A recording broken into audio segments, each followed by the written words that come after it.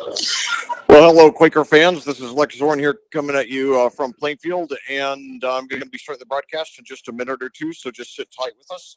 We got a great crowd here tonight. If you're close by, come on in, and if not, just sit back, relax, and get ready for some Quakers football from your fifth-ranked Plainfield team here.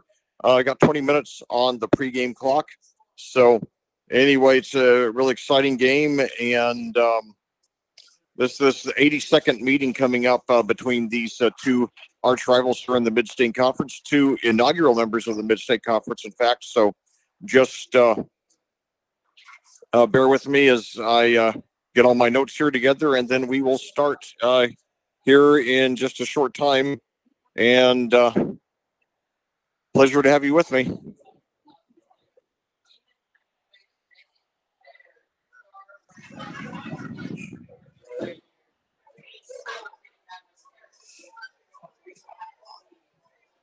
Okay, Rob, I'm going to go on and let's say 70 seconds.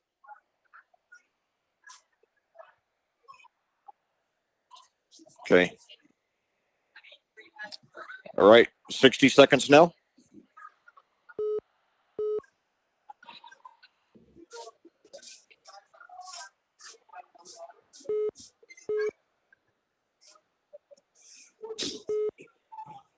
$45 seconds.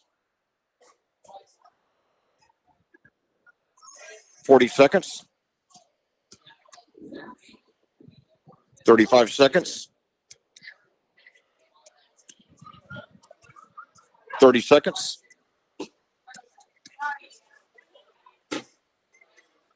25 seconds. 20, 19, 18, 17, 16, 15, 14, 13, 12, 11, 10, 9, 8, 7, 6, 5, 4, 3, 2, 1, and blast off. Hello and welcome to Red Pride Stadium on the campus of Plainfield High School. My name is Lex Zorn, and I'll be bringing you all the action as your Plainfield Quakers challenge the arch-rival Mooresville Pioneers in Week 3 of the Indiana high school football season. Well, after the slow start and generally strong finish that gave us a 31-27 home win over Terre Haute South 2 weeks ago in the season opener, Plainfield's Labor Day weekend got off to a rough start last Friday. The Quakers took a bus trip 80 miles north to Tippecanoe County to play the arch-rival Harrison Raiders. But as the two teams were on the field warming up, a severe thunderstorm hit, postponing the game. After about an hour, the game was rescheduled until 11 a.m. the next day. After arriving home at about 10 p.m. and reboarding the bus at 7:30 a.m. the next morning, the Quakers returned to Harrison and initially played like a team that was very understandably tired. Harrison got the ball first and easily moved downfield, scoring on a 10-yard pass from Landon Nikoloff to Quinn Clary. The extra point failed, making it 6-0, but surprisingly, that would be the only touchdown that the Raiders got in the entire game. Like in their opener, Plainfield initially struggled to move the ball, but started to get on track in the second quarter. With 10:58 remaining in the quarter, Luke Starnes scored on a 2-yard touchdown rush, and Leo Hayob's extra point gave the Quakers a 7-6 lead. But while Plainfield continued to move the ball well, they failed to finish two drives later in the quarter. Hayob missed a 31-yard field goal attempt, and the Quakers had a turnover on downs after a sack of quarterback Bryce Sabank pushed them out of field goal range. Then with 2:01 remaining in the quarter, Zeke Sherry kicked a 27-yard field goal for Harrison, giving them the lead back 9-7, and that would remain the score until the fourth quarter. Finally, with 10:24 to go, Hayob hit a 31-yard field goal after missing from that distance earlier in the game. That put Plainfield back on top 10-9, and at that point, the Quakers fully came to life, putting the game away with two more rushing touchdowns from Starnes, coming from 2 and 24 yards. That made the final score 24-7 and gave Plainfield its second consecutive 2-0 start to open the Tyler Bless era. Tonight, the Quakers go for their second consecutive 3-0 start as they begin Mid-State Conference play against their most frequent opponent in program history, the Mooresville Pioneers, who've been one of the top 4A programs in the state over the last 6 years under legendary head coach Mike Gillen, winning 4 sectionals and a regional. Mooresville enters this game with a record of 1-1. 2 weeks ago, they started off the season with a bang, getting a 30-27 home win over Bloomington North, currently the 9th-ranked team in Class 5A. Last week, however, the Pioneers went on the road and suffered an upset loss to Terre Haute North, breaking a 14-game losing streak for the Patriots and giving them their first win since the 2022 season. Now, so far this season, Plainfield has rushed 90 times and passed only 22, a ratio of 4.1 to 1. Sophomore quarterback Bryce Sabank has played very conservatively, though was slightly more adventurous last week. He's primarily been a game manager, and most of his passes have been very short, but he's also played very efficiently. He's completed 15 of 21 passes, 71.4%, for 115 yards, no touchdowns, and no interceptions.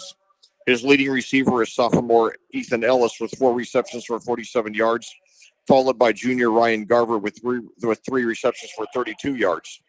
The Quakers do most of their damage on the ground, and they do it through what I call their lead actor and their supporting actor. Junior Luke Starnes has rushed 50 times for 401 yards, 50 times for 401 yards and 5 touchdowns, while senior Weston Wayrich has rushed 30 times for 148 yards and 1 touchdown. Meanwhile, Mooresville has passed 62 times and rushed 5.4 times. Mooresville has passed 62 times and rushed 54 times, a ratio of 1.1 to 1. Junior quarterback Connor Cruz, who transferred from Covenant Christian for this season, has completed 37 of 62 passes, 59.7% for 542 yards, 4 touchdowns, and 1 interception.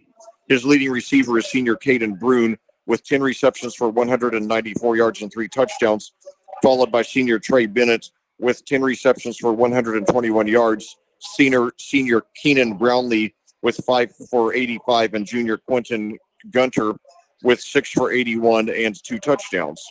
On the ground, junior Tyler Denny leads the way with 8 rushes for 117 yards and 2 touchdowns, while Trey Bennett has 7 rushes for 31 yards and 1 touchdown, and Connor Cruz has 5 rushes for 29 yards.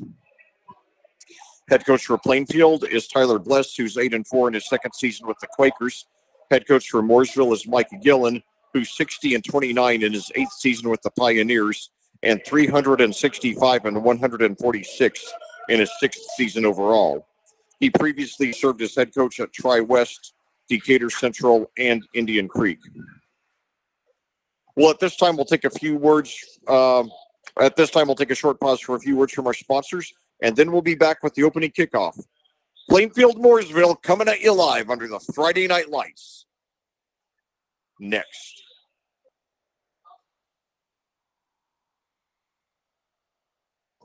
This broadcast of Plainfield Quakers football is brought to you by the generous donations of our sponsors. We would like to thank them, and we hope you will support them. They are Remax Centerstone Julia Berberich, Ganell Financial, Crone Family Construction, My IT Indy Ryan Grimes, I-70 Wrecker Service and Garage, BGW Construction LLC, Legacy Motorsports, Crest Point Real Estate, Chris Pearson, Selwith Jones, the Stewart Home Group, and Ellis and Associates. Thank you, sponsors. Your support for the student athletes of Plainfield High School is greatly appreciated. Well, back here at Plainfield, we're about to kick off this game 3 of the season, and the Mid-State Conference opener for both of these teams. We've got a great crowd here tonight in Plainfield for the second home game of the season. The home bleachers are nearly full, so we have, I think, between 2,000 and 2,500 people across the field in the visiting bleachers. We have about 250 to 300 Mooresville fans who made the trip. Mooresville and Plainfield are each other's closest geographic rivals. These two schools separated by only 6 miles on Indiana 267. And they're teams that know each other very well. They are 2 of the 3 lifelong members of the Mid-State Conference, Greenwood being the other. Decatur Central is also an inaugural member, but left the conference for a time before returning. This is the 82nd meeting between Plainfield and Greenwood.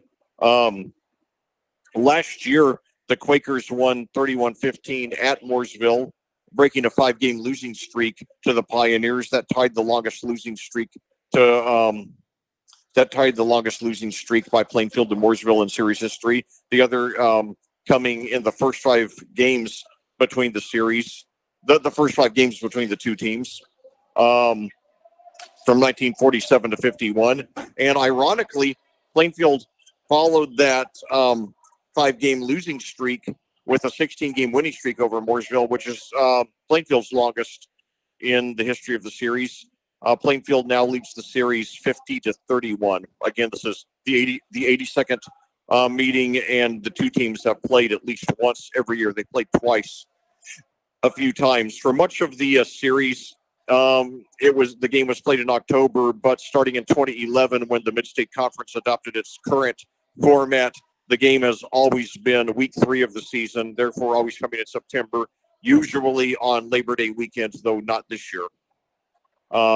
This year, Harrison turned out to be Plainfield's Labor Day opponent, and I'm glad it turned out that way this year, because with that kind of craziness we had to go through driving up there 2 days in a row to Tippecanoe County, 80 miles north. At least we had an extra day. Most of us had an extra day off from work to recover. I did, and hopefully you did too. But I'll tell you, like I said, I really wish that I had the resources to just walk over there to all the Plainfield, the 50 or 60 Plainfield fans who were there on Saturday last week at Tippecanoe County, to just take them all out for pizza and soda after the game, to make that kind of grueling trip 2 days in a row. I mean, I was exhausted.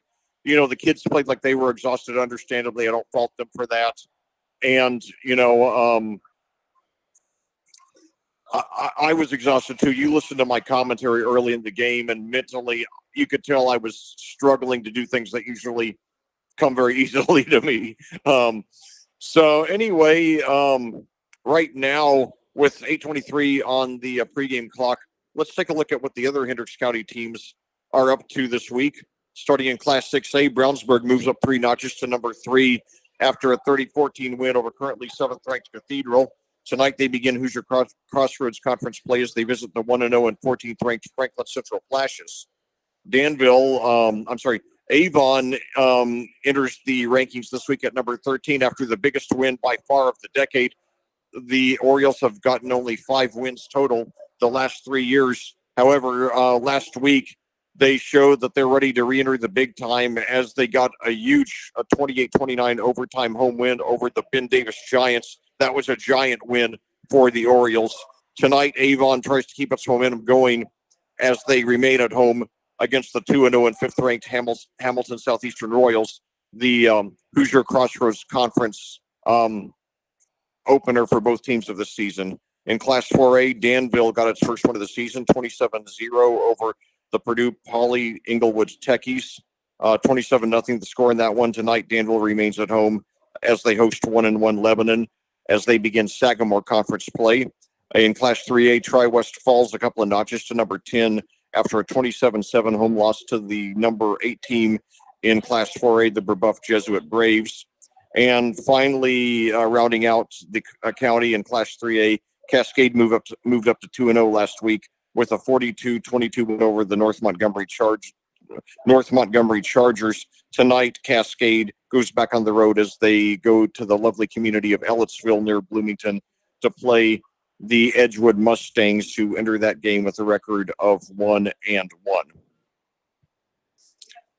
Oh, I forgot to say, forgot to talk about Tri-West's opponent tonight. They host the 0-2 Frankfurt Hot Dogs. Should be an easy win for the Bruins. So now we got the marching band out here. I think we're going to be starting the national anthem in a bit, but I will say a few words in the meantime. I'll tell you, during the American Revolution, Thomas Paine said, "These are the times that try men's souls." And,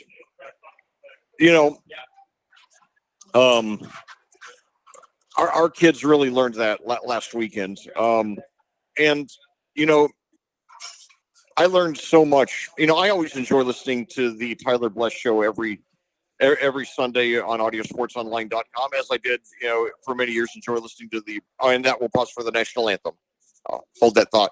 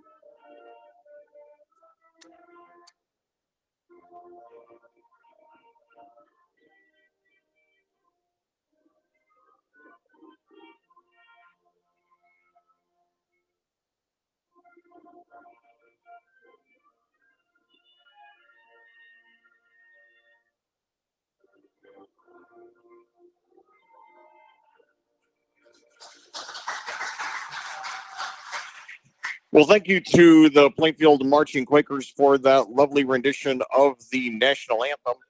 And anyway, 4:07 to go. Let me back up on my story a little bit.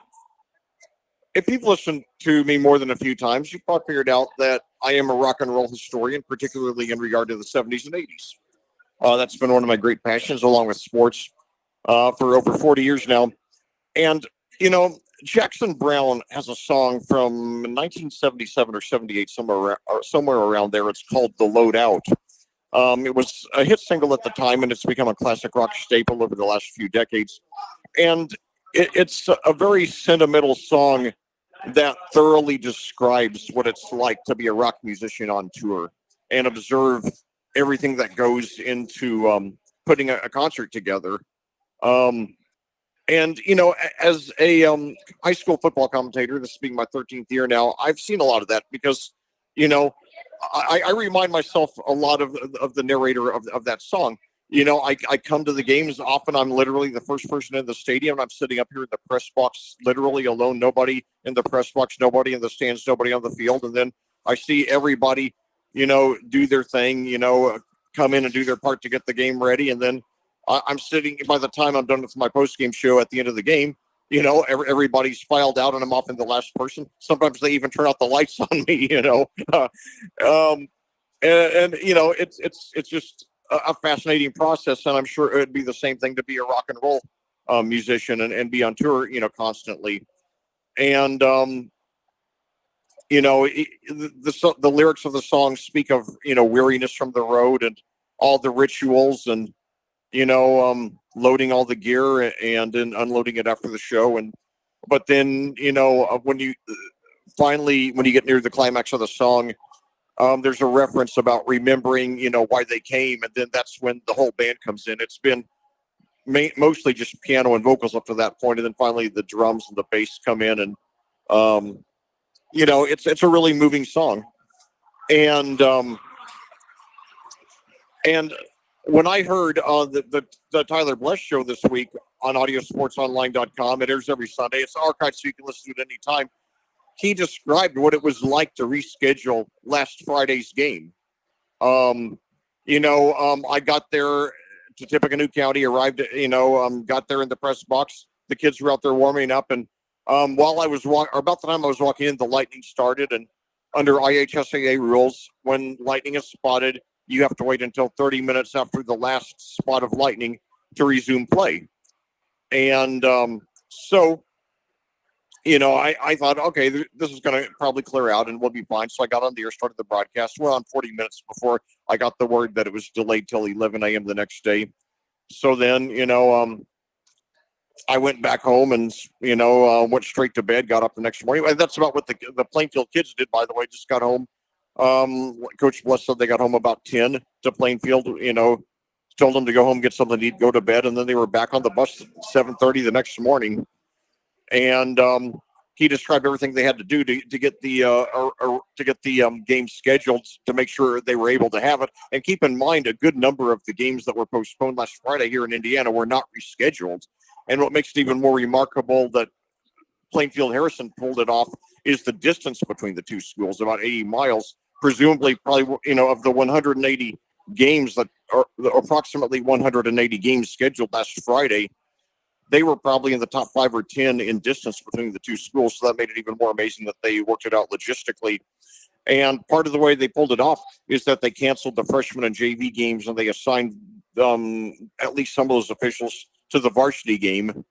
So the officials actually were, officiating 80 miles away from, from where they were scheduled. So, hats off to everybody involved. Like I said, I just wish I could have, bought pizza and soda for, everybody, all the Plainfield fans who made the trip. They are awesome. And, we always travel well, but under those circumstances, that was great. And, I assume probably some people didn't make the trip because they had other plans for Labor Day weekend, which is fine, but I was just so glad that I was able to, commentate the game. I know I didn't commentate as well as I usually do. I'm not saying I usually commentate well or don't, that's up to you all to decide, but I know I was not my usual self because I was tired. And not only that, but, for the sake of blocking out noise, there was far less media there on Saturday than there had been on Friday. So I was able to get one of the private rooms there, which I normally don't when I'm up at Harrison. But this time I did. The problem is, though, like the Saturday morning JV and freshman games that Rob Kendall and I did for a long time for Plainfield as well as for Avon, it was, you got the sun reflecting off the glass and it's just super, super hot. It was probably 85 to 90 degrees in there. So I was absolutely exhausted, but it was worth it. And like I said, we didn't go through all that. We didn't go through a 320-mile round trip to lose. So, all right, ready to start here? Plainfield is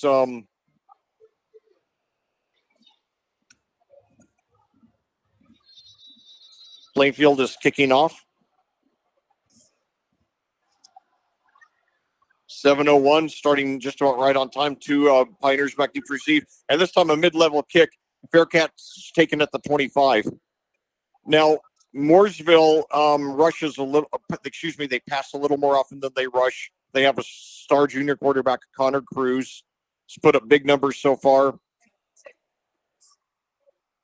And, however, their Achilles heel is a weak rushing defense. Last week, Terre Haute North, who had not won a game in 2 years, well, they were on a 14-game losing streak dating back to 2012.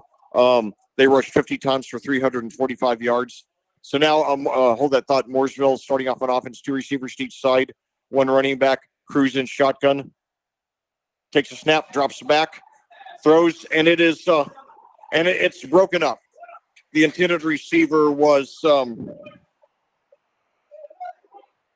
Caden Brune. He's 5 for 85 on the season. So now, 2nd and 10 for the Pioneers. Mooresville has a great passing offense, but they have a very, very weak rushing defense. They were torched 50 rushes for 345 yards by Terre Haute North last week. We got to do something similar to them tonight. So now another pass. This one is complete, and it's up for about 17 or 18 yards to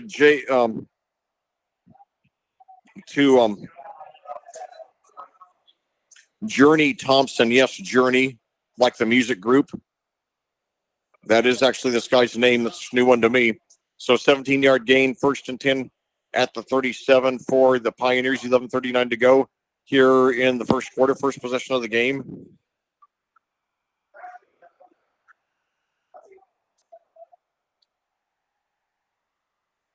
One receiver to each side now. Hands off. He's up for about 2. That was Brownlee there. He gets 2 yards there. Keenan Brownlee, he is a senior. Bringing up 2nd and 8 at the 39 for the Pioneers. No score here in the early going. Mid-state conference opener for both teams. 2 receivers to the right, 1 to the left. Cruz, keeper, and we got him for a gain of about 2, so we'll bring 3rd and 6 or 7. Connor Cruz is the quarterback for Mooresville, a very promising junior. Looks like a superstar in the making. He gets 2 on that keeper there. Cruz played his freshman and sophomore seasons at Covenant Christian in West Indianapolis. Transferred to Mooresville for this season, where he's done very well so far. A very big 3rd and 6 for the Pioneers here on the first possession of the game by either team. Pass likely coming up. Snap. Now he's got plenty of time. Takes it himself. He rushes with it, and he dives. I think he got the first, maybe one more. We'll check out the spot. But, a good keeper there by Connor Cruz. Now they're mucking him about half a yard short, bringing up 4th and 1. So will they go for it? Decision time for Mike Gillen. Not even 2.5 minutes into this game.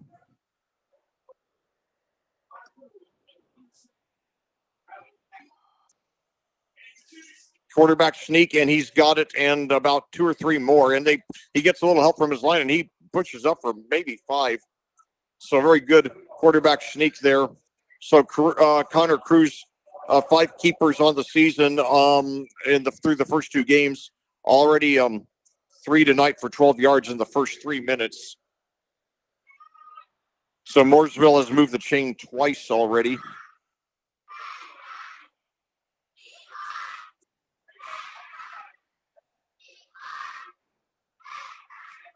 And now a handoff there, and he's up there for about, I think that was Brownlee again. He's up for about 3. Now that was okay.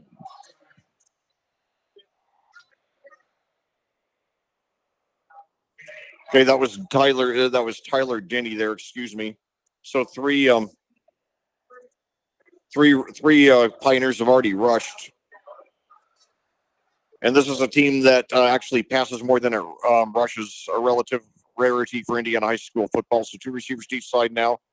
1 running back. And it's a screen pass that's up for about 12 there.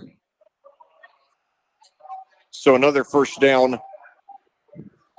That was Thompson with the 2nd reception. So that'll go for about 10 yards there. Thompson with both receptions for Mooresville.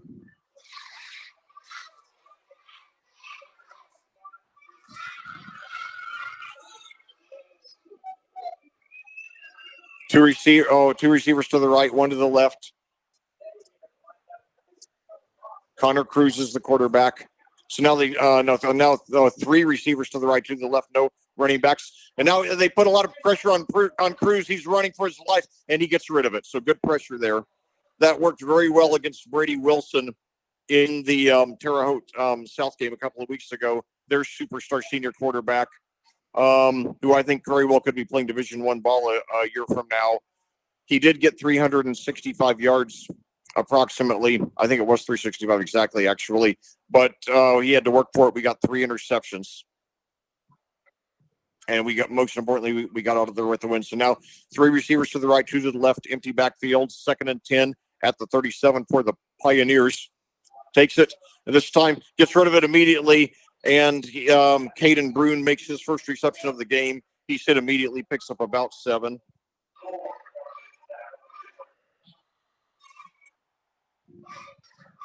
So Cruz 3 for 5 on this opening drive. They give Brune credit for 5. So 3. Cruz has completed 3 of 5 passes so far for 32 yards. Now 3 receivers to the right, 2 to the left. So the 3rd consecutive play they're using that formation. And now 2nd and 5, throws deep, and it is intercepted. It was off too far to the left. Thompson, the intended receiver. So 3rd and 5 now.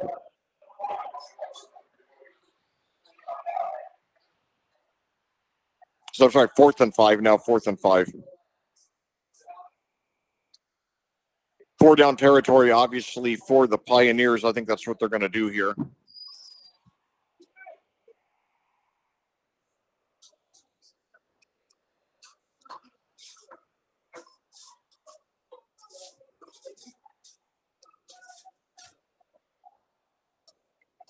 So snap, rolls right, throws, and it is off the hand, off his fingertips. Quentin Gunter, the intended receiver, so the Quakers take over on downs. So Mooresville consumes 5 minutes and 5 seconds on the opening drive, comes with no points, however. Cruz 3 for 7, 32 yards on that drive. So now what Plainfield's got to do, Mooresville struggled very badly on rushing defense last week. We've done very well on rushing offense. What we got to do now is just hammer the ball, hammer it forward, move the clock in the chains, dominate time of possession, play our game. Play our game, not their game, and I think we'll get this one. So now, 2 receivers to the left now. Plainfield playing with 2 running backs as usual. And now Starnes gets it, and he's off for about 4 on his first carry of the game.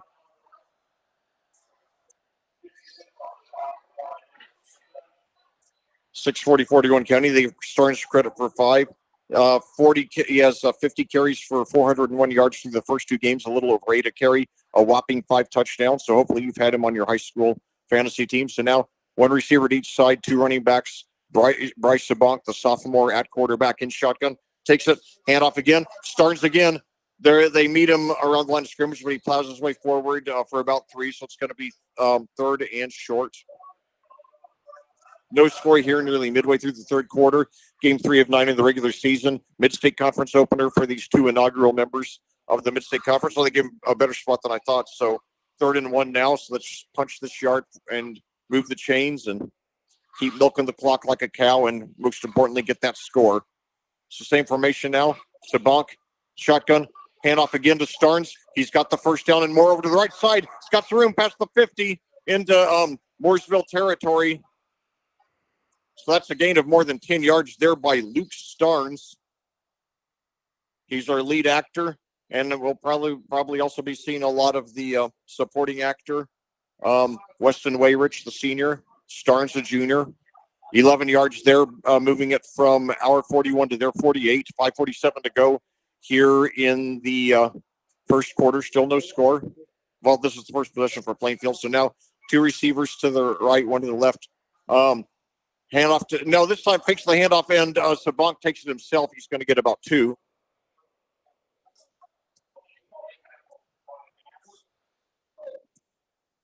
.535 to go. Well, after and they give Sabonk credit for 2, but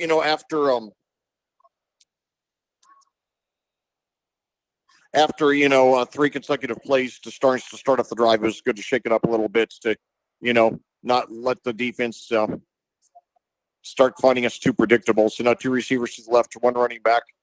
Handoff. Wayrich gets it this time, and he's weaves his way up for about 3 or 4, so it's going to be about 3rd and 5.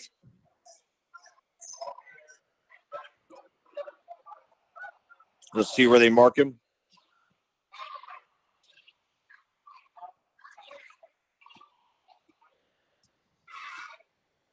So they give Wayrich credit for 4. That brings up 3rd and 4 at the Mooresville 42.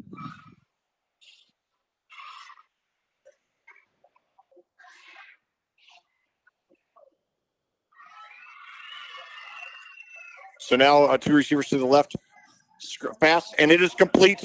I believe that's Ellis there. He gets up for about 9. It'll be the first down. Yes, Ethan Ellis. He scored our first touchdown a couple weeks ago. They give him credit for 10 there. That is the first pass of the game. Bryce Sabonk was extremely conservative 2 weeks ago in the opener. Slightly less conservative last week. They're, adapting him to the starting quarterback role slowly. He's doing a good job so far. So first and 10 to the 34, fakes the handoff now. Screen pass, it is complete. And he's got, he might have the first down. He struck down around the 22. So I believe that was Ellis again, yes.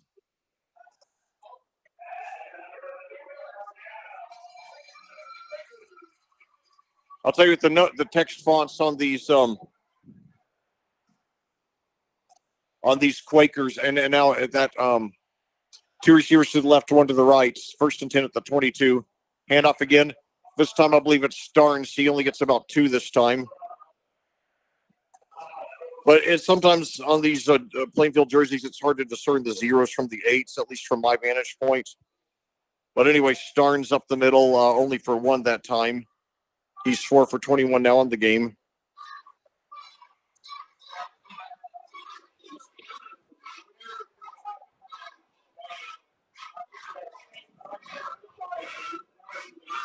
Second and 9 at the 21 now.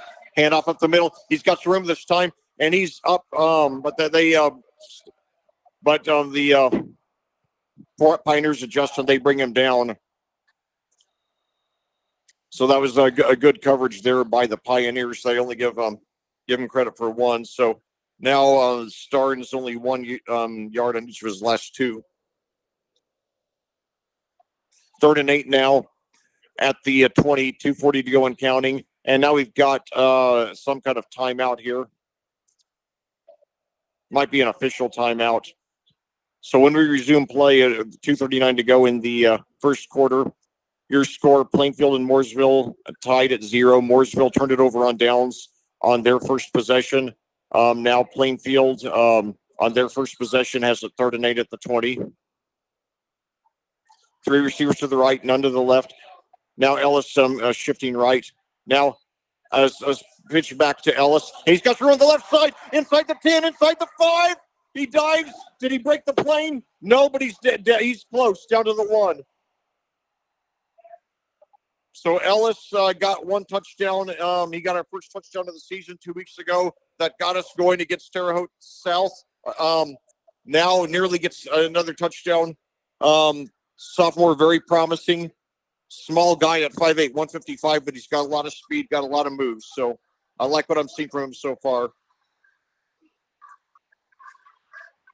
Also 2 receptions for 20 yards on this drive.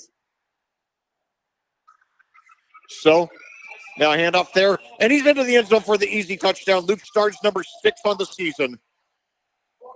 9 quarters, 6 touchdowns. So that's 2 touchdowns every 3 quarters for Luke Starnes, and the Quakers strike first blood here.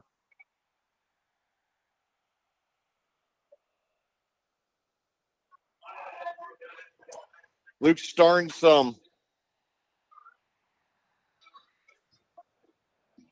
and now they're going for the 2-point conversion for the first time this season, and they got it. So 8-0, and I like that move here. You know, last year,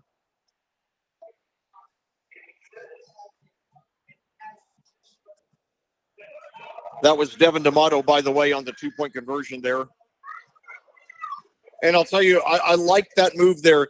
You know, last year, out of 30 touchdowns, Plainfield went for the 2-point conversion 20 times, exactly 2/3 of the times, converted 13 of them, 65%. You know, I always say you convert half of your 2s, it's the same as all of your 1s. We did better than that. However, the first 2 games this season, 7 touchdowns. We went for an extra point. Leo Hayob nailed all 7. But now I think we caught Mooresville off guard there. And more importantly, if they get a score here, that's not enough. They'll have to match us with the 2-point conversion. So it forces them to make the extra play, as the former Danville head coach Russell Sumner used to say. So, you know, it was a concerning first drive, you know, for us on defense. Mooresville moved the ball very well at first, but they stalled, turned it over on downs. Then we got the ball, got not only the touchdown, but the 2-point conversion. And now we've got the an 8-point lead, and all the pressure on Mooresville, especially after last week where they were torched 50 rushes for 345 yards by Terre Haute North. And now probably they fear we're going to do something similar. And the kickoff goes out of bounds inside the 10. And the thing is, very unlikely that we're going to be able to stop Connor Cruz from putting up big numbers. But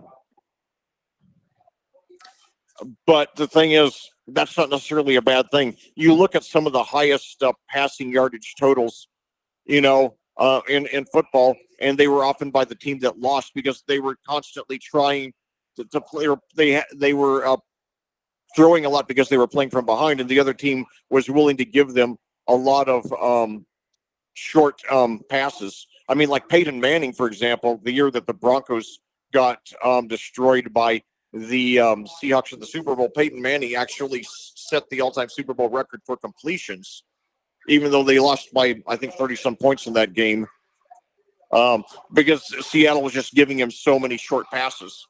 So now Mooresville on its second drive, a rush up the middle for about 3 after they took over at the 35. That was Keenan Brownlee there with his second second rush of the game. His first was for 2. This one's also for 2.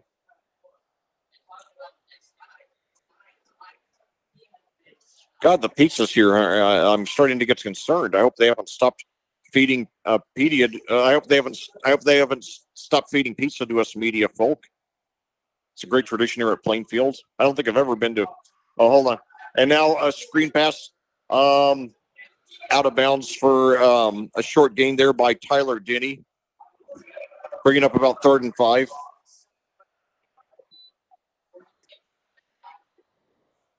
See where they mark him. I thought the clock. Okay, the clock. The clock has not stopped yet. I thought he went out of bounds. Give him credit for 6, bringing up 3rd and 2.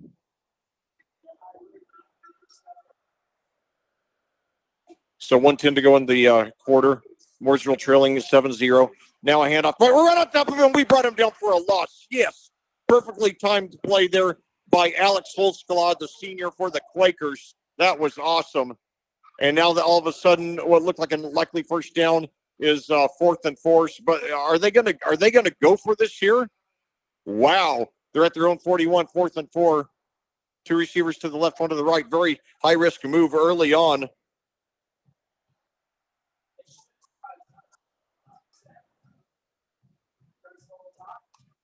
And now, no, they do punt. So now the Quakers are going to get the ball. And now it fielded there around the 10 on a bounce and brought up to about the 16 or 17.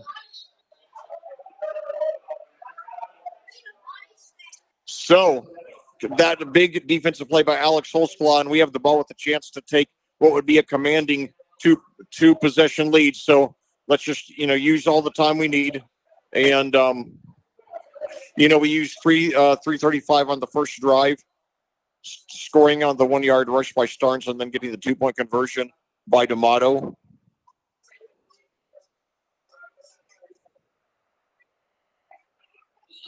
So the Quakers taking over 1st and 10 at the 15, 22.7 seconds to go in the first quarter, 7:22 your time of day. Beautiful late summer evening here in the lovely community of Plainfield. 2 receivers to each side, 2 running backs now. Fakes the handoff. Oh, no, he does. Gets it to Wayrich. He's got room on the right side past the 30, 35, 40, up to about the 50, and he's finally brought down slightly past midfield. All right.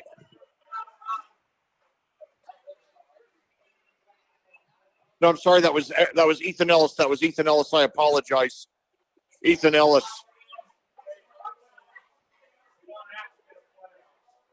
And that looks like that's going to be it. So after they're going to let the clock run out. So the Quakers in the quarter in style on a 35-yard rush. And after 1 quarter of play here at Plainfield, your Quakers look like they're on their way to 0-3. They lead the Mooresville Pioneers 8-0, and looks like they're about to pile onto that lead.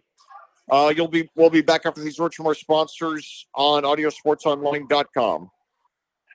This broadcast of Plainfield Quakers football is brought to you by the generous donations of our sponsors. We would like to thank them, and we hope you will support them.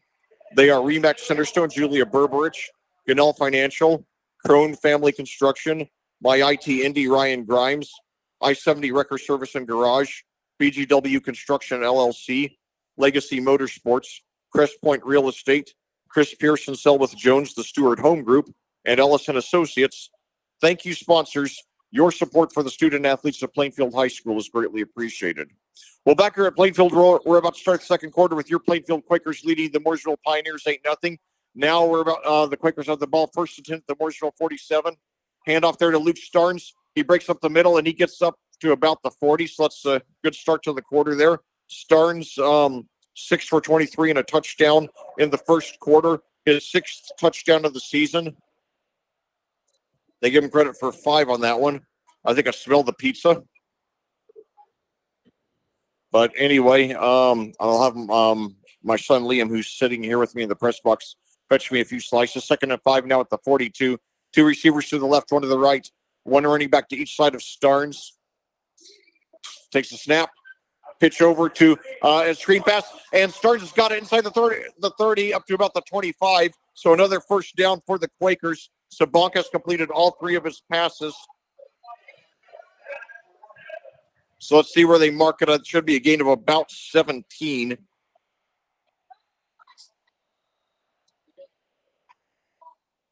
Yeah, 17. So Sabank has completed all 3 of his passes. And for 37 yards. So now the snap. And let's see, I believe that was Ellis there.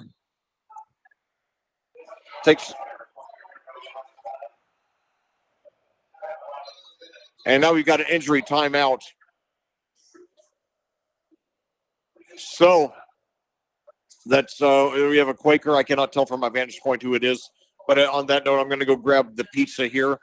And I will be right back here.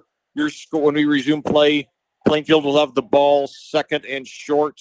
About 2nd and 2 at the 17. They haven't changed it on the scoreboard yet. Yeah, 2nd and 2. And 11:05 to go with an 8-0 lead. I'll be right back. Liam, will you give me a few slices of pizza there? Like several. Be right back. So who got the last rush? What? Who got the last rush? No, I don't know. I'm okay.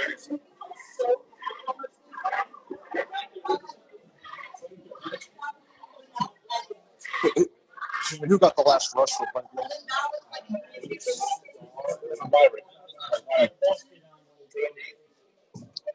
Okay, so my son Liam is getting me the pizza now. So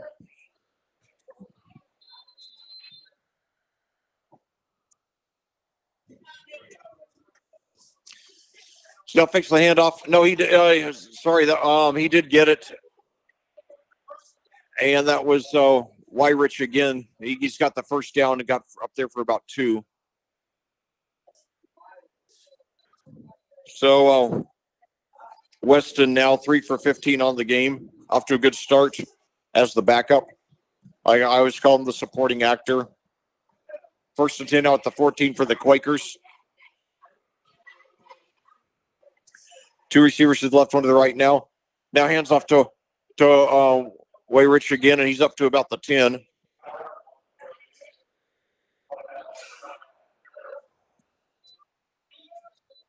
So another 4 for Weston Wayrich. He has 1 touchdown on the season. Average is close to 5 a carry. 2nd and 6 now at the 10. And I'll tell you, if we get this touchdown here and add even 1 conversion point, we're in really good shape. Last year we snapped a 5-game losing streak to Mooresville. Hope that'd be really sweet to make it 2 in a row. So now 2 receivers to the left, 1 to the right, and now hand off there to Wayrich. He's got room on the left side, and it goes forward. He's inside the 5. He's got the first down. He tries to get in. Does he? Waiting for the signal. Touchdown. Yes. Weston Wayrich with his 2nd touchdown of the season to go with Starnes 6. And your Quakers open up a 14-0 lead with the conversion pending. All right. That one coming from 10 yards out. So Wayrich, I have 5 for 26 on the game and 1 touchdown.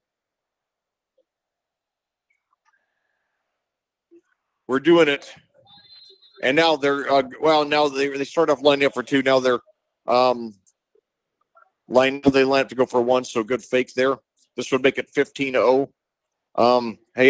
Perfect on the season so far. Will he remain perfect? No, he doesn't.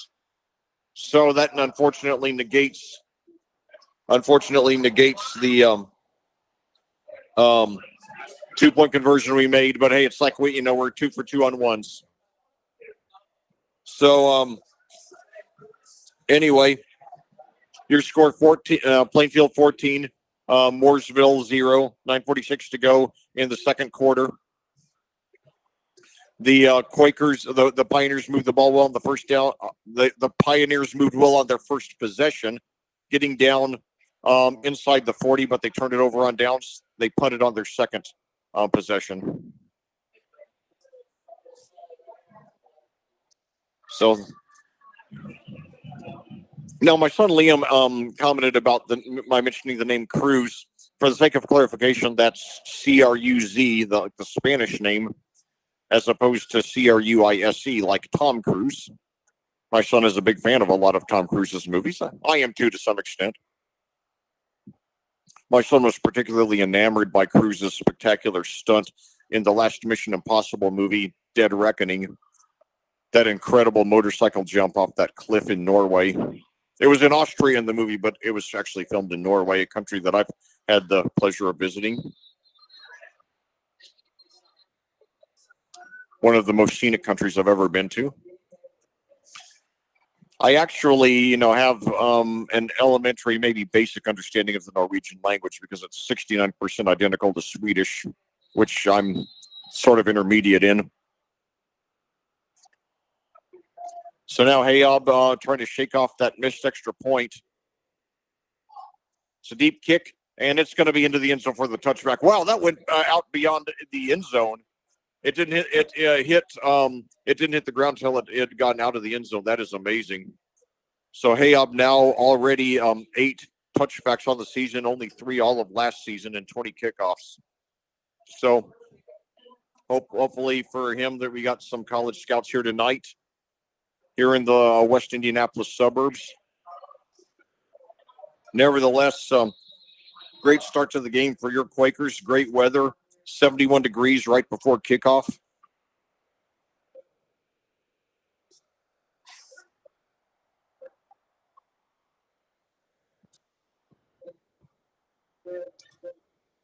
So 2 receivers to each side. I'm sorry, 2 receivers to the right, 1 to the left. Mooresville now in a position where they almost have to throw. And he's pressured, and he incomplete.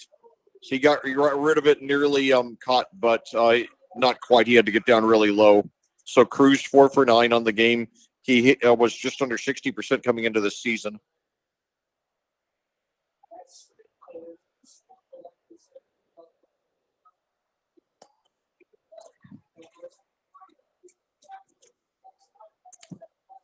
Well, 2 receivers to the right, 1 to the left.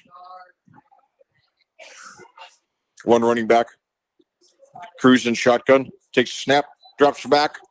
We're pressuring him. Now he throws deep, and it is, I think it's going to be pass interference. Not sure it was merited or not. I'd have to see a replay, but nevertheless, the Pioneers will take it. I'll tell you, I will be sure to remember the Plainfield Athletic Department in my will after all the pizza they've fed me over the years. I really appreciate it. Just adds so much, adds something special to these broadcasts.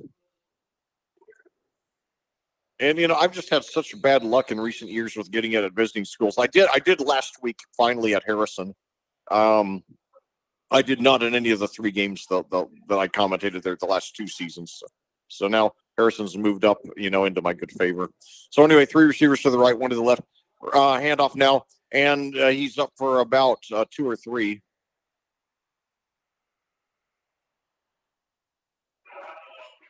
Brownlee again. Keenan Brownlee.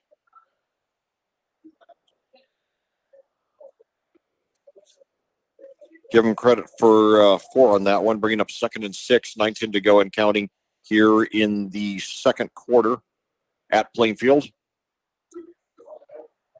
7:34 your time of day. 3 receivers to the right, 1 to the left. Brownlee, the running back. Screen pass now is completed over to Denny, and he's brought down after a pickup of 3 or 4, so it's going to be 3rd and short. Tyler Denny, I assume the younger brother of Hogan Denny, who was Mooresville's senior starting quarterback last year, played other positions in previous seasons.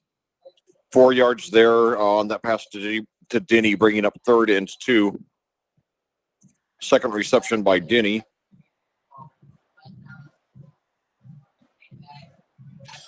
So very big 3rd down for the Pioneers. They don't want Plainfield to get the ball with a chance to take a 3-possession lead. That would be nearly insurmountable.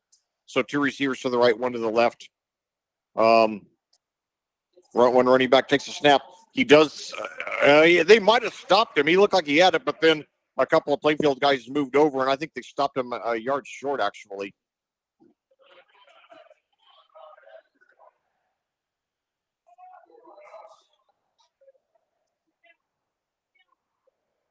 I believe that was Brownlee again. So 4th and 1. Looks like they're going for it.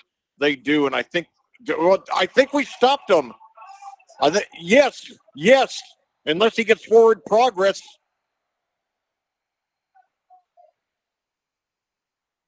That was a high-risk move, but I understand. I would have done the same thing if I were Mike Gillen. They might be doing a measurement here. No, we got it. Oh, my God. That was dramatic. So now the Quakers take over at the Mooresville 44. If we just get a field goal here, then basically that goes a long way toward clinching at 7:41 to go. Mooresville got a big-time win to start off the season a couple of weeks ago, 30-27 over Bloomington North, who opened the season ranked number 5 and number 3A. But now the Pioneers, and now hand off to starts past the 40 up to about the 38. So a good gain of about 5 or 6 yards for Luke Starnes to start the drive. We do have a flag, however. Let's see what that's all about.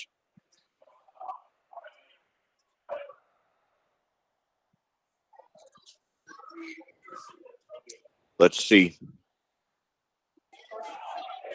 Face mask against the Pioneers. So, all right.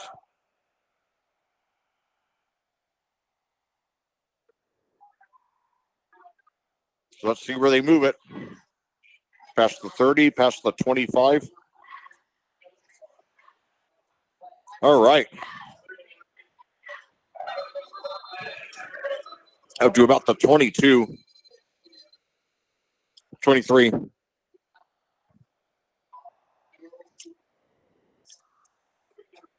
So now Plainfield in the driver's seat here. 2 receivers to the right, including Ellis. 2 running backs. Now, hand off there. And who was that? That was a good fake. Okay, well, that was Wayrich. Okay. Boy, that was a Scott Amore caliber fake. So Wayrich gets 8 now. He's having a heck of a game in his own right. He and Starnes each with a touchdown for the Quakers. Nearly 3/8 of the way through this game now.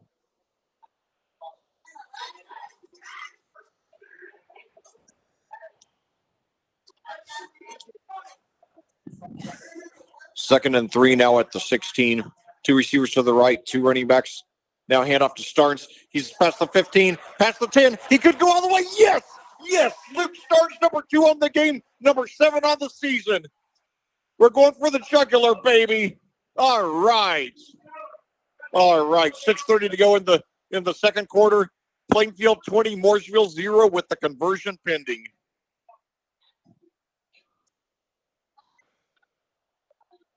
Well, when I saw, how many rushing yards that Mooresville gave up last week, I figured that was our key to winning this game.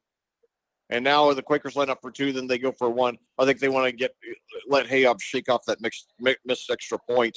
And with this kind of lead, it doesn't really make much difference whether we get 1 or 2. High snap, but he gets it down. The kick is up, and it is good. So Hayob's still a very good 8 of 9 on the season.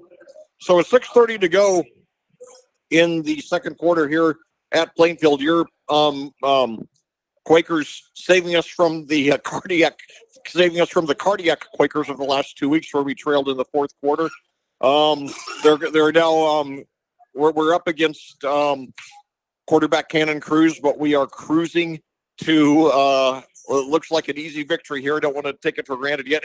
But remember, though, we do get the ball first to start the second half. And we've scored a touchdown on every possession. They have not been able to contain our rushing offense at all. So Luke Starnes now 9 rushes, 50 yards, and 2 touchdowns. Yeah, you just ought to start putting him and Wayrich on your fantasy high school team every week. It's a safe bet. Starnes now with multiple touchdowns in every game. He's playing with a vengeance after he was largely neutralized in the last 3 games last year.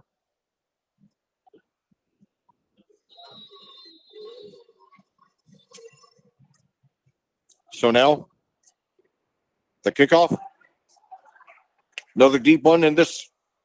And another touchback. So second touchdown, a second touchback of the game for Hayob.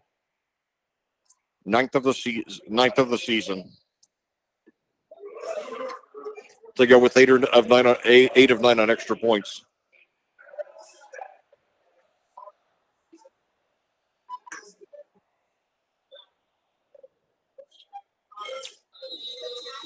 The visiting bleachers across the field just about 100% full. So about 90%, I'd say. About 500 Pioneers fans. Always a lot of road fans on both sides for this game. These two teams only 6 miles apart. So now Mooresville trying to get something going. Goes deep down the left side and throwing into double coverage for Brune. Bringing up 2nd and 10. Connor Cruz, 5 for 11, 42 yards so far. And we're at the point now where we can afford to let him have all the 5, 6, 7 yard gains that he wants, especially if we keep him in bounds. And keep in mind, I think probably Cruz is a little bit intimidated because this is a defense that's already gotten 6 interceptions on the season, 3 against Brady Wilson a couple of weeks ago, then 3 against Landon Nikoloff last week. So now 2 receivers deep side again. And now it throws up the middle. Intercepted! And he's going all the way for the touchdown! Yes! Yes! All right! All right. Oh, my God. I can't believe what I'm seeing here. Oh, man. 27-0 now. 2 touchdowns, 14 seconds apart. This could be a running clock game. We could be getting out here early. Oh, my God. After the last 3 games of last season were so darn depressing. This is a big-time performance by the Quakers.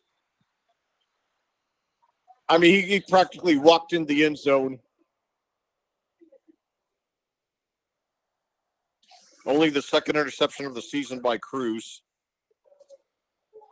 So Hayob now trying to get a 2nd consecutive extra point. It is up, and it is good. So with 6:16 to go in the 2nd quarter, your score, Plainfield 28, Mooresville 0. Oh, man.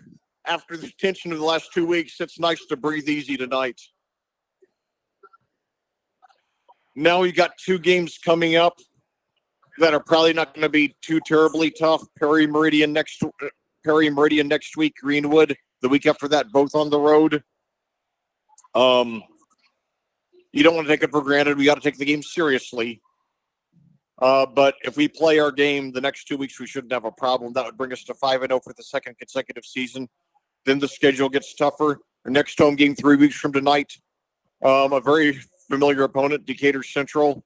We just broke a 13-game losing streak to them 2 years ago with a dramatic overtime win in the regular season, and then an even more dramatic win against them in the sectional championship. Both games here at Plainfield.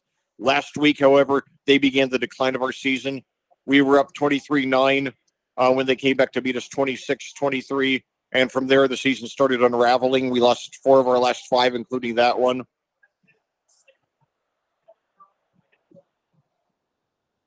So now, Hayob, another deep kick, and this one goes into the end zone again.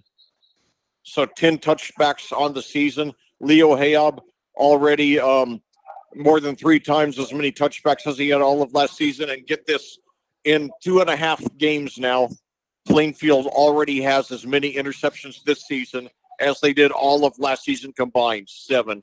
3 against Terre Haute South, 3 against Harrison, now 1 tonight, and for the touchdown.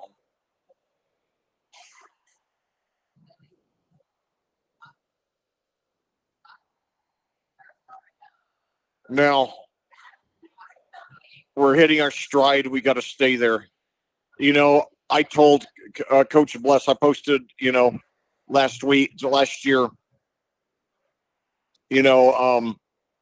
when he had made a post on Twitter about the accomplishments of the season, and I hailed the accomplishments, but I said your slogan for the 2024 season has got to be, well, I didn't say got to be, I said it should be, finish strong. We started strong, finished weak last season. So we started strong again this year. In fact, if anything, we started stronger. Now we just got to finish that way. So let's keep the eye of the tiger, boys. So now Brownlee starting off the drive for the Pioneers. Mooresville just looking for any kind of sustained offense. Give him credit for 2 on that one.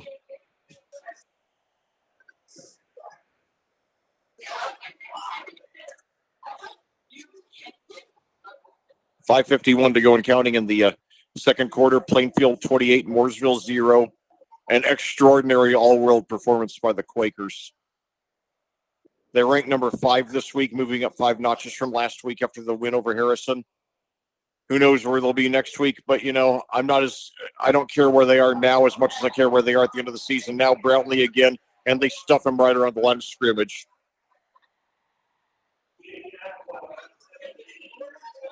Now, if we get a 35-point lead, we go to a running clock. I'm not a big fan of running clocks, but,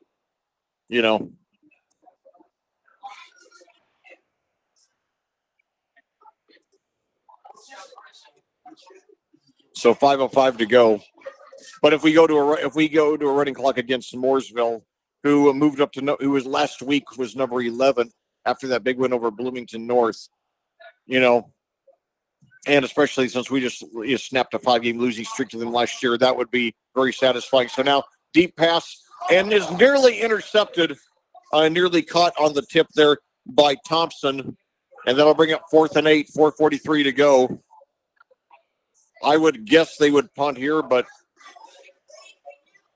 Cruz has completed only 5 of 13 passes.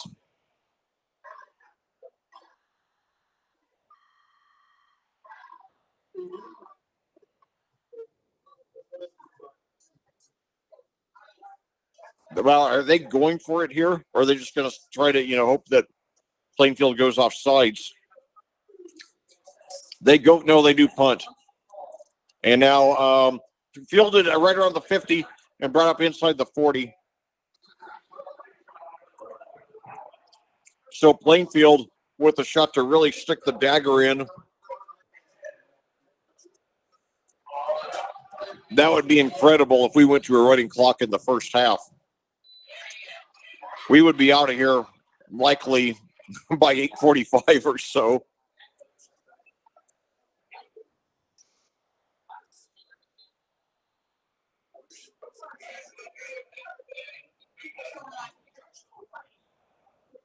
So 2 receivers to the right, 1 to the left, 2 running backs.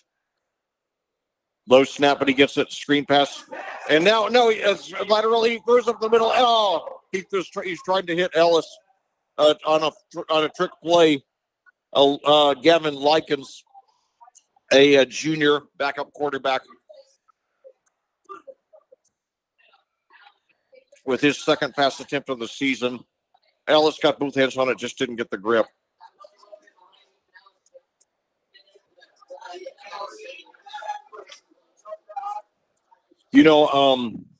Hold that thought. 2 receivers to the right now, 1 to the left, 2 running backs. Sabank in shotgun. It's been a good game manager so far in the season. Now Wayrich gets it. He's up for about 2.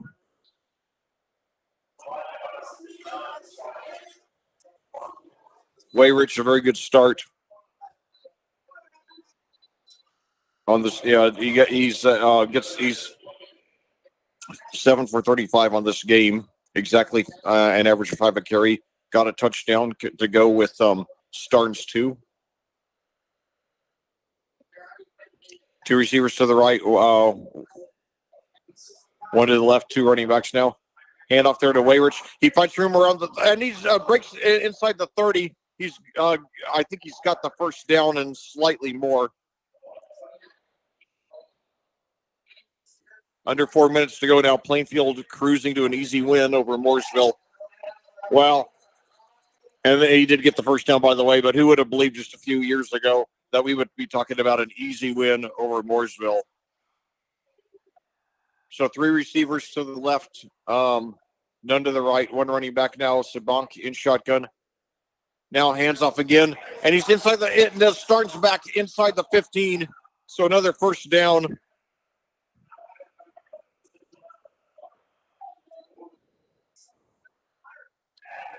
So Luke Starnes now with 16. They got a slightly better spot than I expected. Starnes now by my stats 10 for 16 and 2 touchdowns. So 1st and 10 at the 11 now, and we got a flag here. Oh, got a whistle. Excuse me.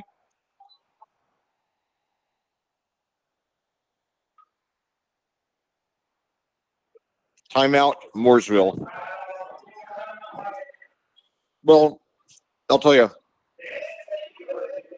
if I were Mike Gillen, I would really want to be avoiding giving up the 7 points here and avoiding the running clock. Because in a game like this, even when you have almost no chance to come back to win, you got to at least be trying to make something good out of the game. Get some, good game action for some of your younger guys and learn some things. I remember a couple of years ago, in 2021, we had a game at Decatur Central, and Decatur Central led 34-0, and had they made another conversion, it would have been 35-0 and gone to a running clock. But I felt like the last quarter and a half or so were, and they never scored again after that, by the way. So we got to play the full game, and we scored a couple of late touchdowns, and I thought it was really good for us to develop some of the younger guys. So now 1st and 10 at the 11 for the Quakers. Now Sabank thinks about throwing. He throws into the end zone, but it is overthrown. Sabank only his 4th pass of the game. That's his first incompletion. That's his first incompletion. The 3 completions went for 37 yards, 2 for 20 by Ethan Ellis, and 1 for 17 by Starnes, bringing up 2nd and 10 at the 11, 3:05 to go in the second quarter.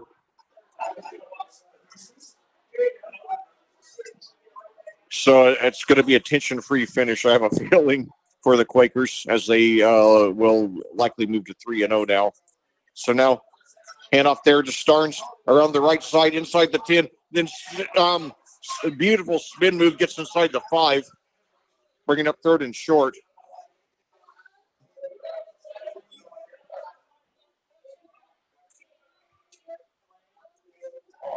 So 7 for Starnes. I have him 11 for 73 and 2 touchdowns.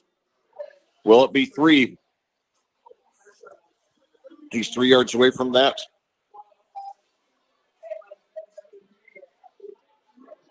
Two receivers to the left now. Nobody to the right. Wayrich now in there at running back. Wayrich gets it. And he is into the end zone for the touchdown. His 2nd of the game. 3rd of the season. So 34-0 now. Plainfield with the conversion pending.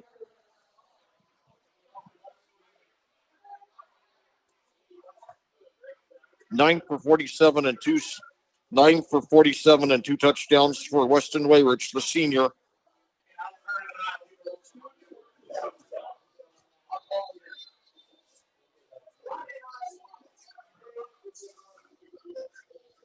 So Hayab going for his 3rd consecutive extra point to, after the miss. It is up, and it is good. So 35-0, 7:54 your time of day. Wow. I thought we would win this game. I thought the combination of our rushing offense. I thought the combination of our rushing offense and their rushing defense, and then the combination of our passing defense versus their passing offense definitely favored us.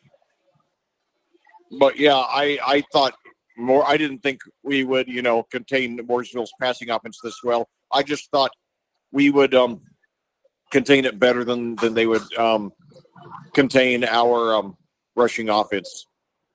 Just been an incredible performance by the Quakers. I mean, this is, who would get the game ball for this? I guess Starnes, but,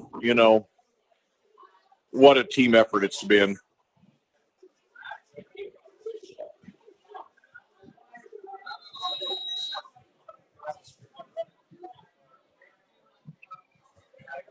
So Hayab,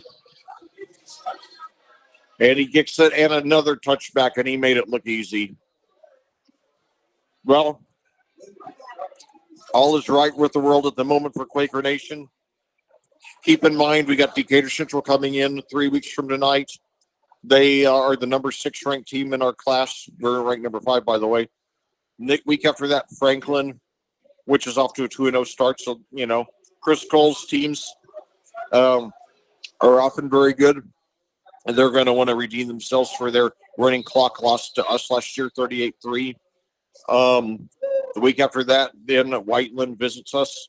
They're the number 2 ranked team in Class 5A, and they've beaten us 7 consecutive times and 13 of the last 14. And then Martinsville, off to a great start. They're a top 10 team in Class 4A. And now we got a short rush there by a keeper there by Cruz. So the schedule is going to get tougher the last 4 games. But, hey, that makes us tougher for the playoffs. So they brought him down for a yard there.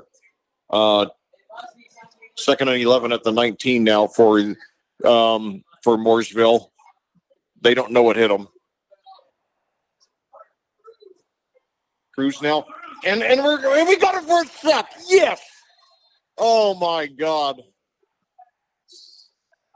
I remember, my all-time favorite sports commentary moment was Iceland's national soccer commentator, Gudmundur Benediktsson, in the closing seconds and then the aftermath of their upset win over England in the 2016 Euro. And I remember, I've seen it with English subtitles, and one of the things he said was "Never wake me up from this incredible dream," or something to that effect. That's how us Quaker fans got to feel it right now. You just never want us to come down from this high. So now 3rd and long, screen pass is complete, and he gets back to the original line of scrimmage roughly. That was Quentin Gunter with his first reception of the game.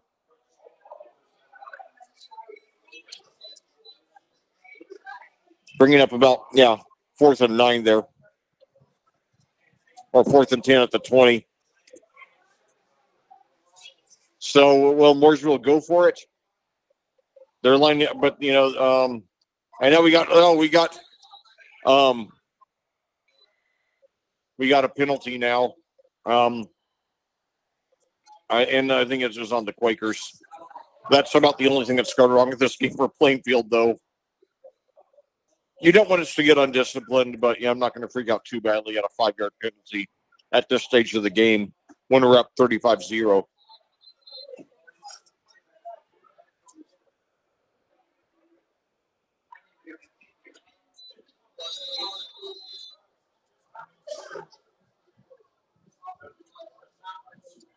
And now we got another flag. Now I'm sorry, we got another movement at the line, but this time no call.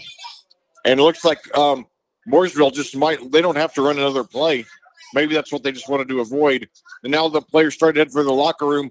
So one of the best halves in the history of Plainfield Quakers. They head to the locker rooms leading the Mooresville Pioneers. Get this, 35-0. 35-0. We'll be back with a first half recap after these words from our sponsors on audiosportsonline.com.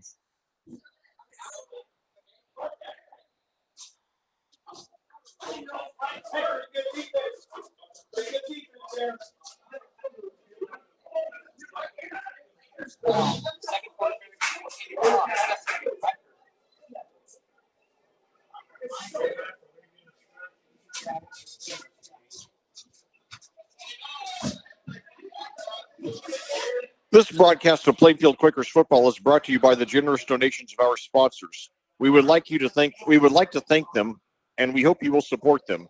They are Remax Centerstone Julia Berberich, Gunnell Financial, Crone Family Construction, by IT Indy / Ryan Grimes, I-70 Record Service and Garage, BGW Construction LLC, Legacy Motorsports, Crest Point Real Estate, Chris Pearson, Selwith Jones, and the Stewart Home Group, and Ellison Associates. Thank you, sponsors. Your support for the student athletes of Plainfield High School is greatly appreciated.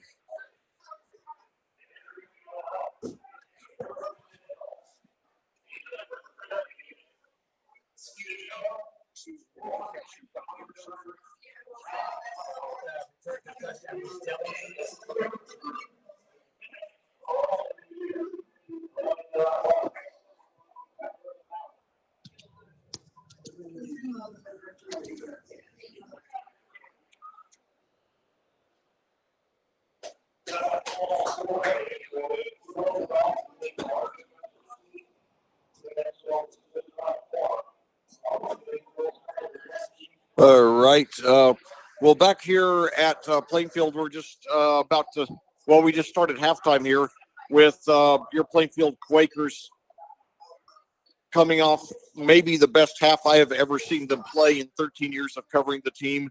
They lead the arch rival Mooresville Pioneers by a score of 35-0. Yes, that's 35-0. It's a game in which Mooresville actually started off having some success on their first possession. They got the ball first, and their dynamic passing offense moved inside the 40, but then turned it over on downs.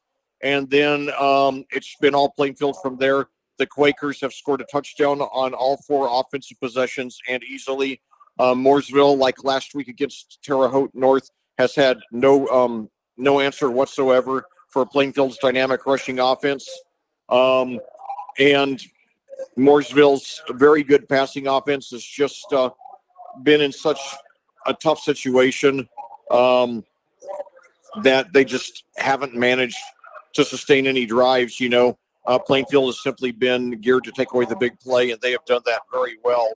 On Plainfield's first possession with 2:20 to go in the first quarter, Luke Starnes rushed for a Luke Starnes rushed 2 yards for a touchdown, and then Devin D'Amato pounded in a 2-point conversion, making it 8-0. Then with 9:46 to go in the second quarter, Weston Wayrich scored on a 10-yard rush. Leo Hayob, however, missed the extra point, making the score 14-0. Then with 6:30 to go, Starnes got his second touchdown of the game on a 16-yard rush. Then on Mooresville's ensuing possession, Cannon Cruz was intercepted, and Dillinger intercepted it and returned it Jacob Dillinger intercepted the pass and returned it for a touchdown. Hayob hit the extra point, making it 28-0. And finally, with 2:22 to go in the quarter, Weston Wayrich rushed 3 yards for his second touchdown of the game. So Starnes and Wayrich, the lead actor, the supporting actor, each with 2 touchdowns tonight, as Plainfield is all over the usually tough opponent Pioneers, who had beaten us 5 straight times until last season when we got that 31-15 win when we caught them in a rare off year.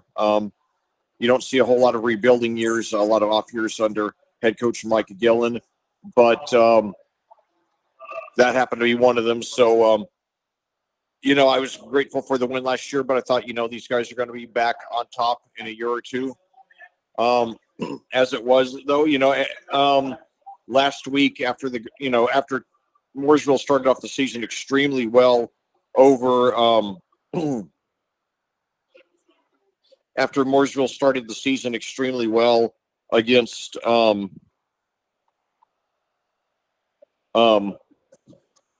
Bloomington North a couple weeks ago, getting, like I said, a 30-27 win. Everything just, their rushing offense, the rushing defense collapsed last week against Terre Haute North, and it's continued to struggle tonight. So, we just got to take advantage, and Plainfield has had rough days too, but we had some rough days to end last season, not quite this bad, but we did have only 27 points in our last 3 games. Gosh, we had 31 points 2 weeks ago in the opener against Terre Haute North. Then we had 24 last week against Harrison, despite the early start and what was likely really terrible fatigue. And then, last week, and then this week tonight, 35. So we definitely have conquered our offensive struggles that we had at the end of last season. So now we just got to keep it up. And by the way, I promised last week that I would do that. I promised I would get that Rocky Balboa quote verbatim from the movie Creed. What Rocky said to his protege Adonis Creed: one step at a time, one punch at a time, one round at a time. So I think for Plainfield, we just ought to modify that to one step at a time, one play at a time, one game at a time. I wanted to find the balance between absolutely treasuring the way that we played in the first half tonight, but at the same time, wanting to make sure that we keep it going. Last year, when we lost 4 of our last 5, including our last 3, scored 27 points total the last 3 games. Really got completely taken out of our game plan. One of the things that contributed to our demise those last 3 games is that we let our 3 opponents, Whiteland, Martinsville, and Harrison, play the game they wanted to play rather than the game we wanted to play. And Whiteland did it to the greatest extent. I mean, they took 2 possessions away from us with 2 surprise onside kicks, one to start the game, one in the third quarter, and that just absolutely, sunk us. They had 28 more plays than we did, and despite that, we only lost 22-8. It's not like they destroyed us. It's just that they kept us off the field so much. And then when we were on the field, our offense had so little margin for error. And we were against, even though it was an off year for Whiteland, they still did come back to win their sectional. So anyway, 7:27 to go here. And definitely, it's exciting to definitely exciting to be here tonight. And I think that the second half is probably going to be sort of a lull. But, after the tension over the last couple of weeks, that's actually nice for a change. So anyway,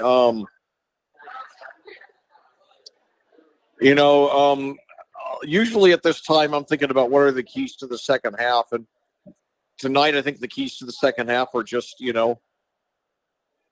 play well, and get some minutes for some of the younger guys. In the week 1 preview a couple of weeks ago, Coach Bless did not announce that he had committed to one particular quarterback. He said that Bryce Sabank and Gavin Likens were competing for minutes at quarterback. So far, Sabank has gotten all 3 starts and almost all of the snaps. Likens has thrown 2 passes so far in 3 games. I'd like to get a look at him in the second half, but I'd like to get a look at some of the other guys too.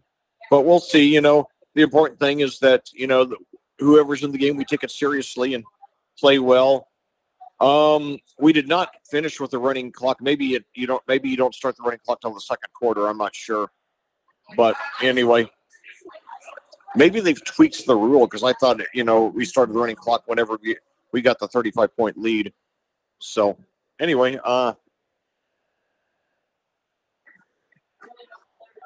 let's see here.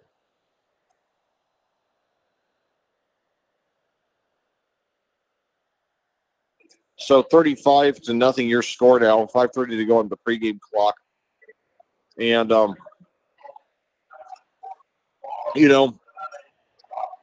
tell you, there are 32 teams here in Class 5A.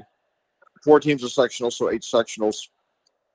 I bet we would easily win probably 5 of the sectionals. It just so happens that the one we're in, 2 of the other 3 teams are Decatur Central and Whiteland, 2 teams that mostly have owned us over the years. Decatur Central's won 14 of its last 16 against us. Whiteland 13 of its last 14. Coach Woodard, was very outspoken over the years about the competitive imbalance in the sectionals. He called for a seeding system. Certainly, one reason why he did not have a lot of postseason wins and only one sectional championship is that, he was often in the same sectional as Cathedral, Roncalli, and Decatur Central. Of his, in his 17 seasons as head coach, lost 4 times in the playoffs to Cathedral, 4 times to Roncalli, 4 times to Decatur Central, 4 times to Decatur Central, 2 times to Zionsville, and then 1 time each to Westfield, Lebanon, and then in his the final head coaching game of his career to Whiteland in the only regional game that Coach Woodard ever coached.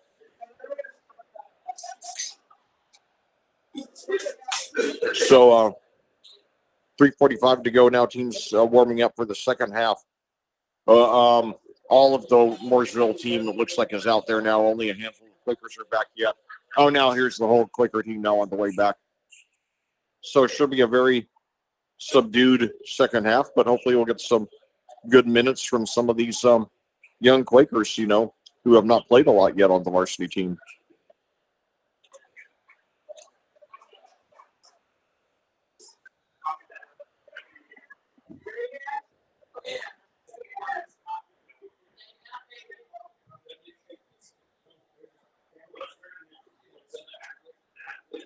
.303 to go now.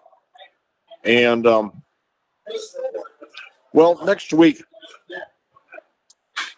Plainfield goes on the road for their only 2-game road trip of the season.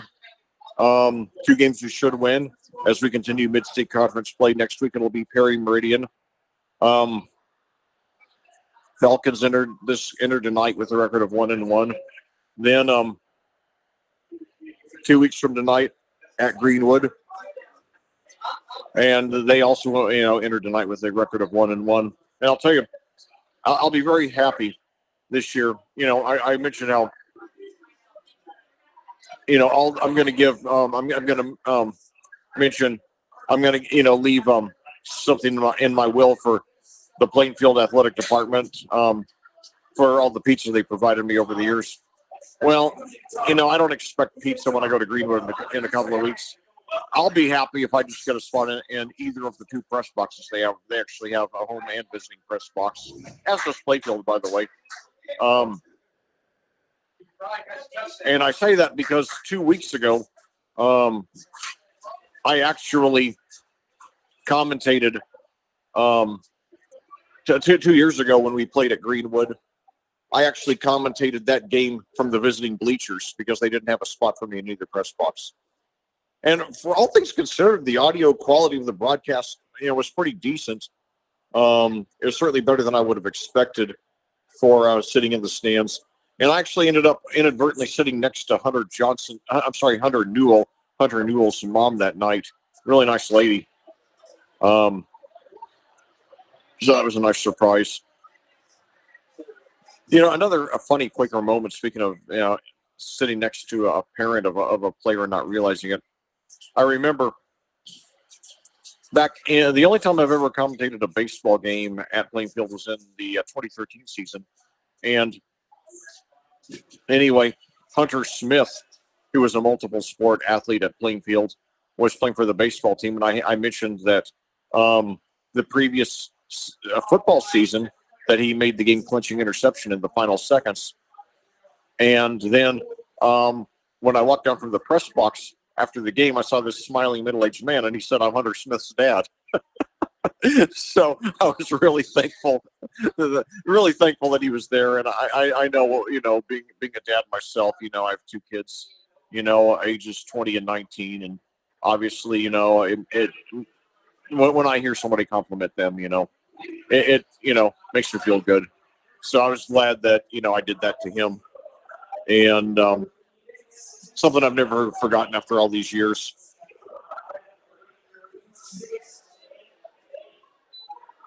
So now the clock runs out. The time runs out for the, and they're putting another 3 minutes on. I got another funny story to tell. The other day when I got my laptop out of my bag, I realized that I had left my the laptop charger here at Plainfield last time I was here 2 weeks ago, and I have a backup. I have two with me, so it didn't. I realized that last Friday night in the press box at Harrison. So I used the other one I had, which works completely fine.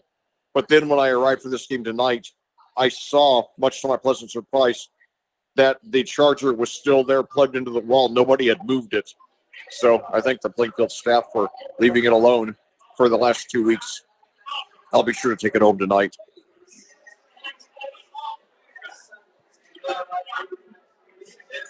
But heck, I'm Plainfield might as well be my alma mater by now after 13 years. I was, from K through 12, that's 13 school years. That's how long that I was in the Madison Consolidated School System down in Madison between, it's on the Ohio River in Jefferson County, Indiana, between Louisville and Cincinnati.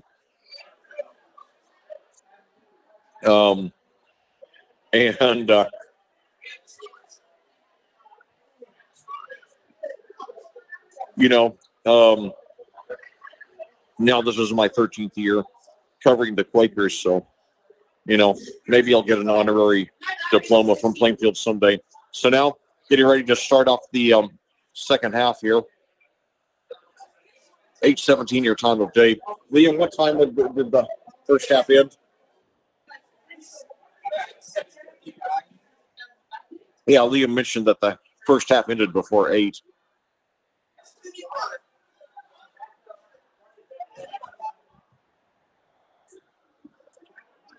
Speaking of which, thanks to Liam for fetching me 4 or 5 slices of pizza, which I've been eating on and off between statements.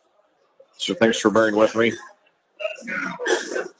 When Rob Kindle is here, sometimes I'll let him take over for a couple of minutes while I eat my pizza. But anyway, 16 seconds now on the clock. Mooresville obviously wanting to end the game on a positive note. And Plainfield just wanting to, use the second half to develop some younger guys as they move to 3-0 on this young season.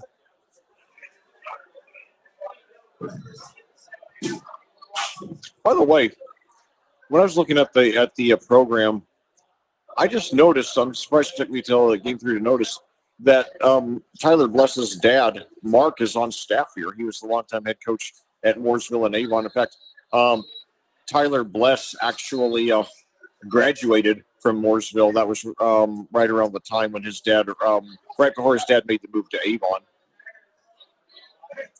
And after Tyler Bless left Mooresville, the Pioneers struggled. The problem is that Kevin Hutchins, the coach who they brought over from Mooresville in 2010, decided to go back to they brought over from Monrovia. He went back to Monrovia after 2 years. So when Chad Dockery took over, and now it's kickoff, and it's brought down to the 30, 35, and he stays on his feet, swerves around past the 40 to 45. So Ethan Ellis with a return of about 40 yards, they're up to about the 44, or 45 of Plainfield. But yeah, and so Bless's last season at Mooresville was 09.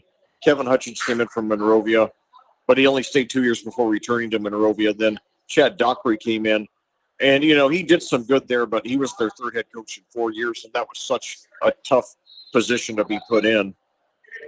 And after 5 years there and a couple of decent seasons, he came over to Plainfield as an assistant, then became the athletic director down at Evansville Memorial. So best wishes to Coach Dockery now. So now Wayrich, and he takes the first play from scrimmage of the half, about 10 yards from 145 to the other.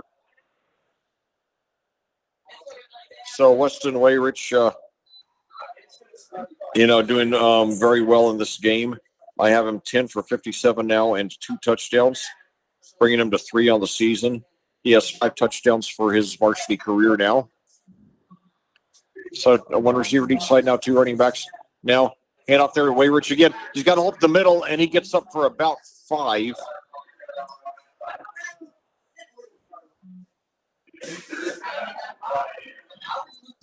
So now let's see.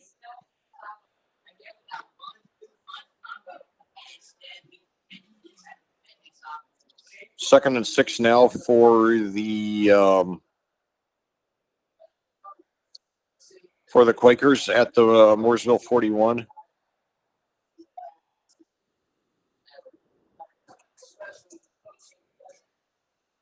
Ten minutes to go in the third quarter. And now handoff again, and it's up for about 5. I believe that was Starnes back in there.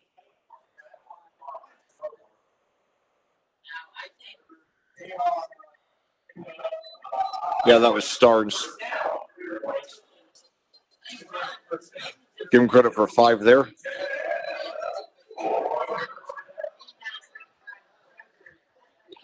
$12 for 79 and 2 touchdowns on the game for Starnes. 7 touchdowns on the season.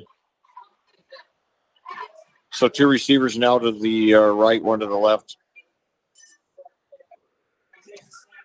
Wayrich gets it. He's got some room over on the right side.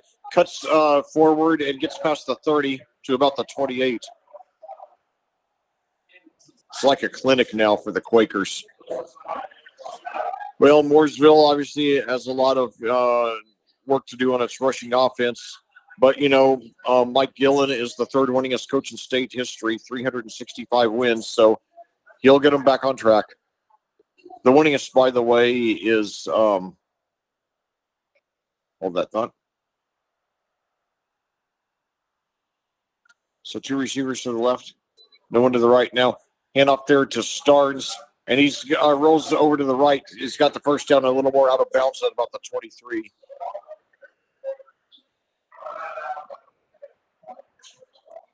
So they did not stop the clock when he went out of bounds. So I guess we are going to be at a running clock the rest of the way.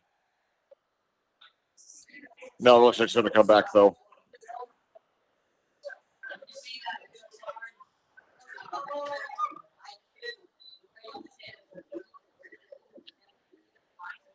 It's going to be against the Quakers.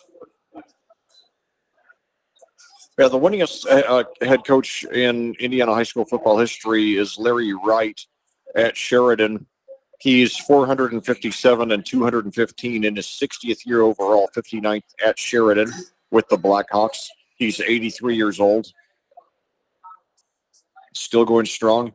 So screen pass now. It is complete now to Brandon Henry. Breaks a tackle, and he gets up. And he breaks another tackle, and he gets up for about 7 yards there.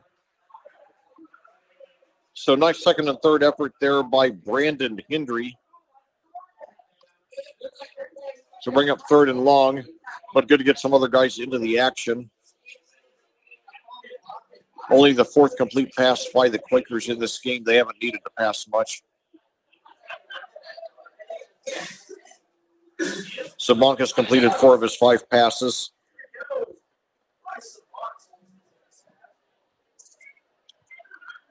Seven minutes to go in the third quarter. Now fakes the handoff. Sabank throws, and it is over his head, and it's incomplete. Bringing up 4th and 6, but the clock keeps running because we are under a running clock. Your score, Plainfield 35, Mooresville 0. All-world performance tonight by the Quakers.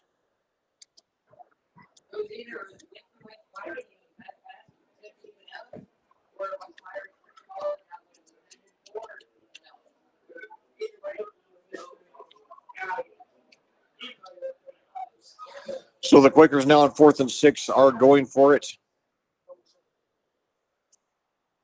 This game should be done in about 20 minutes or so. And now Starnes takes it all the way for the touchdown, 31 yards, and he just trots in for about the last 7 yards. Number 3 on the game, number 8 on the season for Starnes. Oh, my God. 41-0 now with the conversion pending.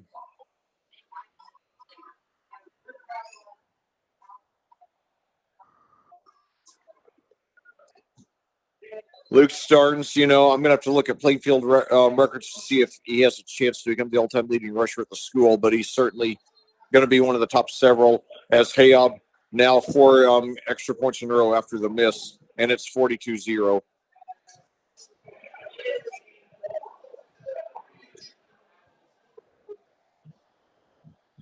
Wow.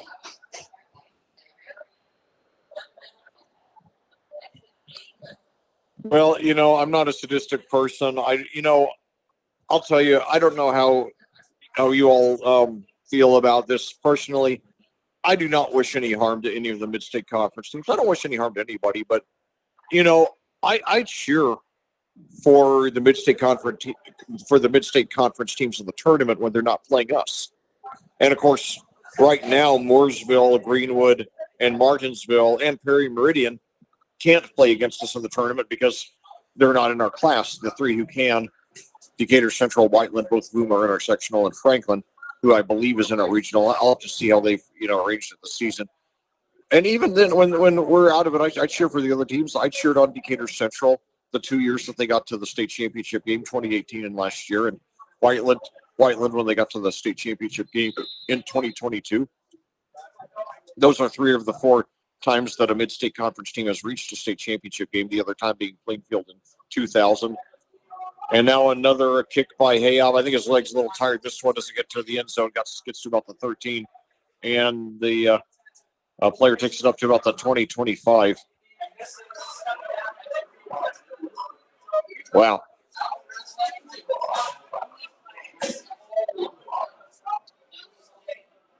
I am just overwhelmed. But, I mentioned Larry Wright, Bud Wright. He goes by the nickname Bud. He's the Sheridan coach, winningest coach by far in Indiana history. 457 wins, still there in his 60th year, has won 9 state championships with the Blackhawks. I remember how old he is because he was born one day, 30 years and one day before I was born. His birth date is December 13th of 1940. I'm December 14th, 1970. So now screen pass is caught there by Brune. So Connor Cruz had very big games the last 2 weeks, but tonight really has not got much going after the promising first drive. He did get 7 yards there to Brune.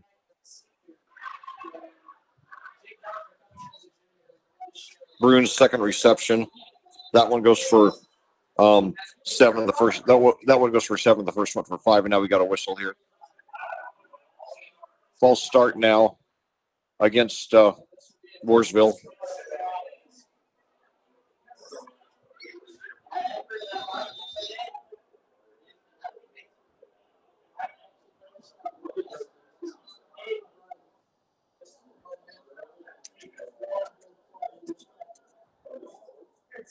So 2nd and 8 now for the Pioneers. And now a complete pass there to Thompson.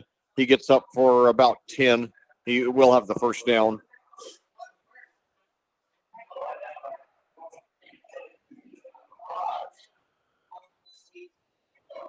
Moves up from the 26 to the 36.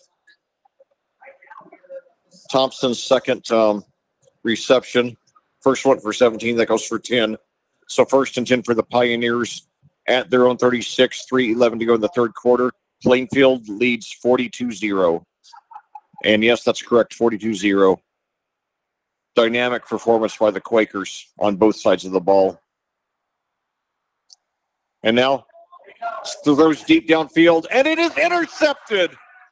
All right, so, and that was number 8 on the season for the Quakers. So they've already eclipsed last year. They got 7 interceptions in 10 games last season, and now they're already off to now they've already eclipsed that this year. They have 8 in their third game. That was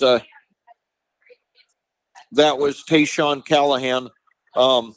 Jacob Dellinger got a interception return for a touchdown in the first half. So 2 interceptions now tonight by Connor Cruz. He only had 1 total in the first 2 games.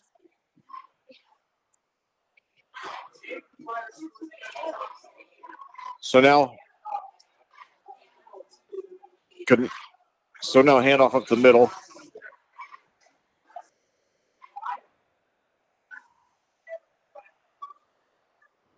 So now we have Gavin Likens, the backup quarterback, in.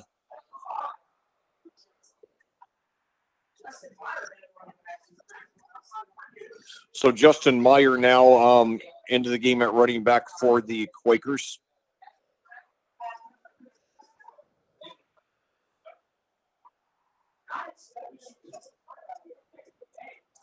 Picks up 5 on his first carry. So 2nd and 5 for the Quakers. Now handoff again. He's breaks a tackle, moves over to the right, and he's brought down maybe to the line of scrimmage. Maybe a slight loss. So it's good to see some other guys getting some action tonight for the Quakers. 1:11 to go in the third quarter, under a running clock. Plainfield on its way to its 2nd consecutive 3-0 start. Hopefully, they'll finish a lot stronger than they did last year when 5-0 and a number 4 ranking turned into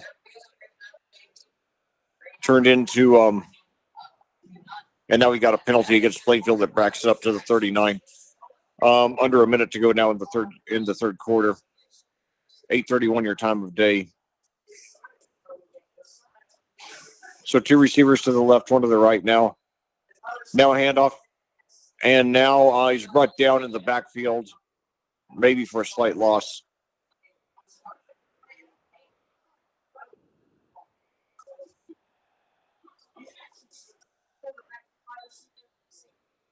And I think they're going to let's see.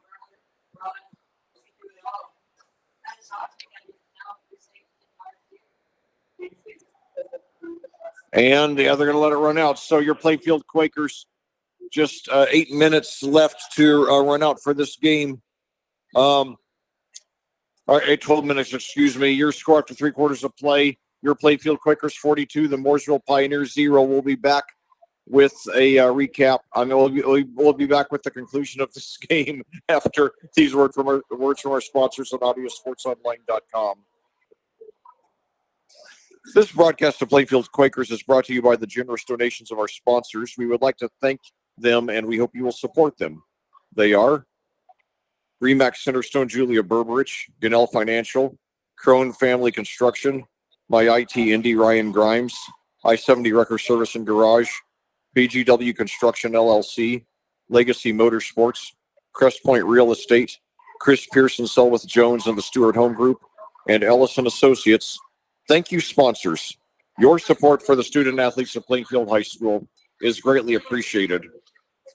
Well, back here at Plainfield, we're about to start the final quarter of this game with your Plainfield Quakers leading the Mooresville Pioneers 42-0. Plainfield has the ball 3rd and 20 at their own 33, playing under a running clock.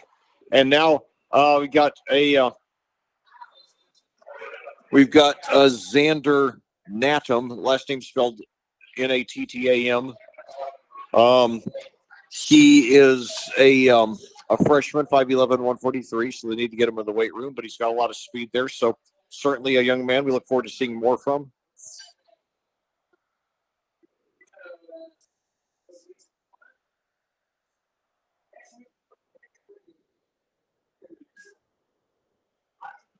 So I believe that's the first punt of the game for the Quakers. Bounces around the 15. Takes a long Plainfield bounce, and they could down it. Yeah, they down it at the 4 or 5. All right.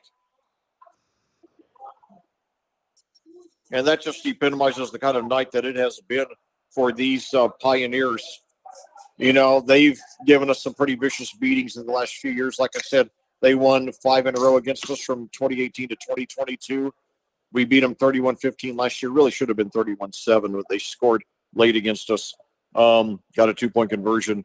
But, yeah, tonight, all Plainfield after a decent opening drive for the Pioneers. We played the game that they wanted to play. And now opponents for the Pioneers, they're going to have to make some adjustments because now I think every team they play is going to try to exploit that weakness in their rushing defense. I don't think it'll last long. I think, Coach Skillen will get it on track, but it could take several games, of, taking some really big poundings before we get to that point.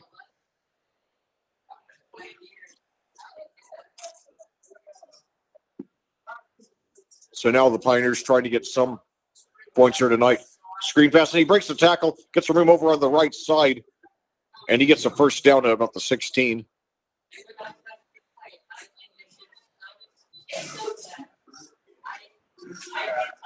So Quentin Gunter with his second reception, that will go for 15 yards.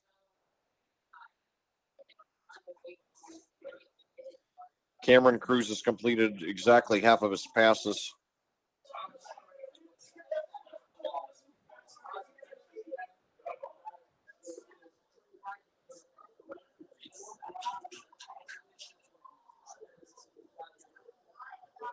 So now first in at the 15. Now pass over, and breaks the tackle up to the 25.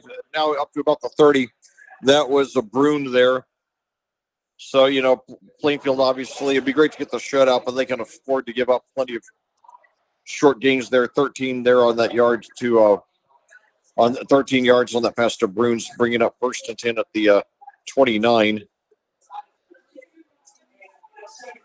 Bruin with the team high 3 receptions for the Pioneers.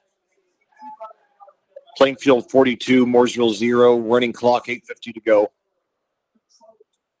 The only question is, will we get the shutout? So now a pass over to the right side of the field. That was to Thompson there. He picks up about 6.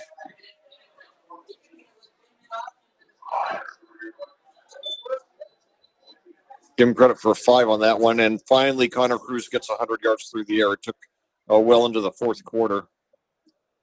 Journey Thompson, yes, Journey, Journey is his first name. 2nd and 5 at the 34. The Pioneers try to avoid the shutout. And now pass over to the right side of the field. It is caught there by, and he's going to be really close to the first down. That was Bruin with his 4th reception.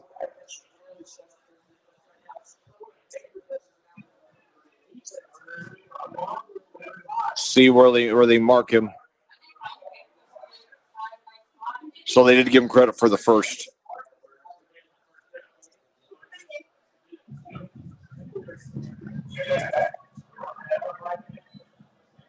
$7:35 to go and counting. Running clock game. Plainfield 42, Mooresville 0. Pioneers trying to get their first score. They have a 1st and 10 at their own 39. 2 receivers to the right, 1 to the left. Low snap, but he gets it. Cruz now throws deep downfield, and it is incomplete. One of the few deep passes that Cruz has thrown in this game. Bringing up 2nd and 10 at their own 39.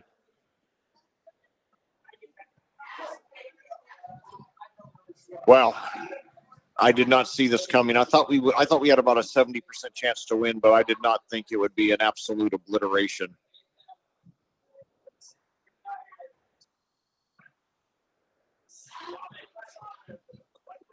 Second and 10 now at the 39 for the Pioneers.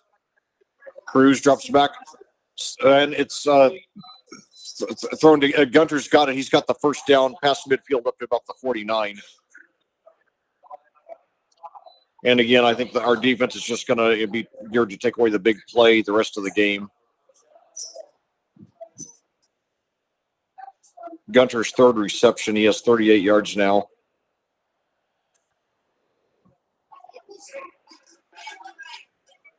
Pioneers, I believe this is only the second time. I believe this is the only time that the Pioneers have gotten in Plainfield territory since their first drive. So now a drive. And now he's up the middle past the 30 on a screen pass, showing some good speed there.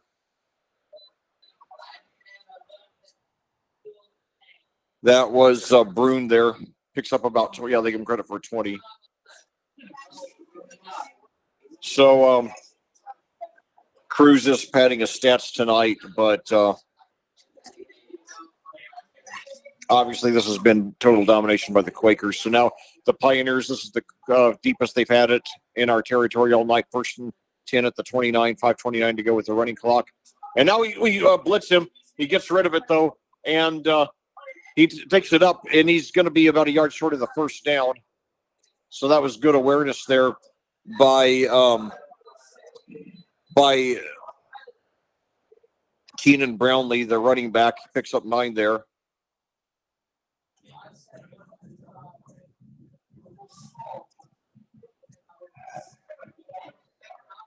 Brownlee's first reception of the evening goes for 9. Second and 1, at the 20, 4:50 to go now. One receiver to each side now. Cruz rolls right, throws, and it's too low. And I think I thought I saw a flag, but maybe not. Maybe it's my imagination. So 3rd and 1 now.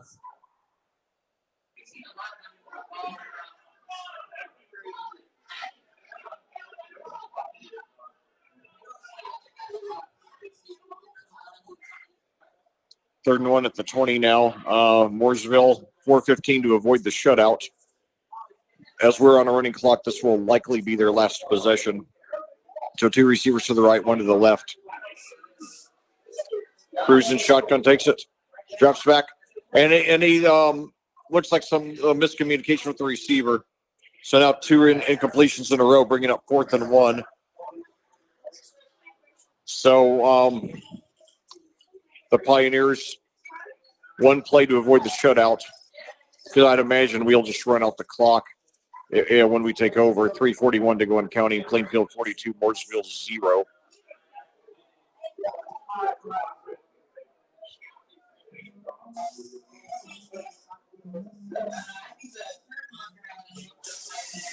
So 2 receivers to the right, 1 to the left. Handoff now Brownlee. He's got the first down and more, up to about the 16.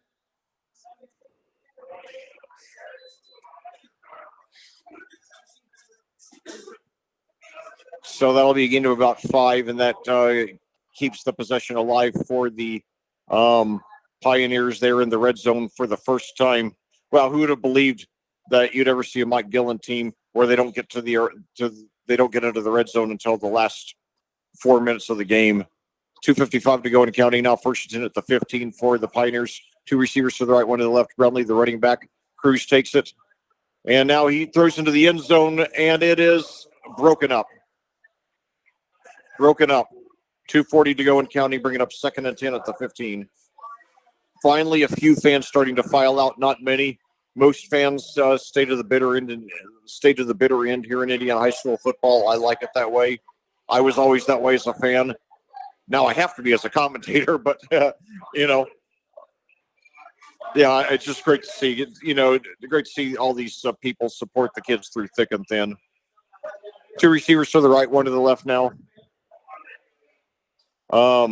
Cruz now throws over to the right side of the field. Did he make the catch? Incomplete.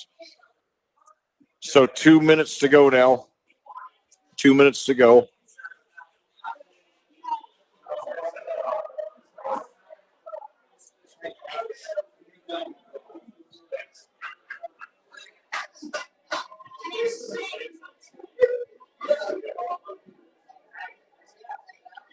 $140 to go now. And now hand off there to Brownlee, and he gets up for about 3 or 4. Brownlee's got some speed, but he's been neutralized in this game. So now, once again, after a 3-yard rush by Brownlee, 1:23 to go. One chance left for the Quakers to, keep this drive alive.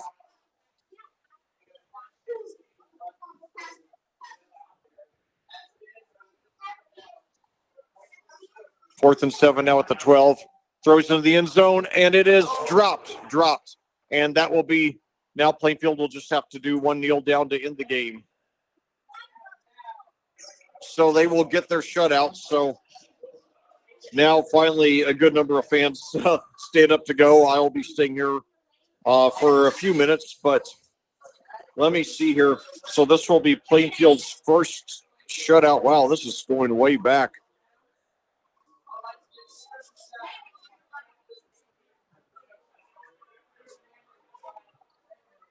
So this will be Plainfield's first shutout since they beat Greenwood 28-0 at Greenwood in 2016.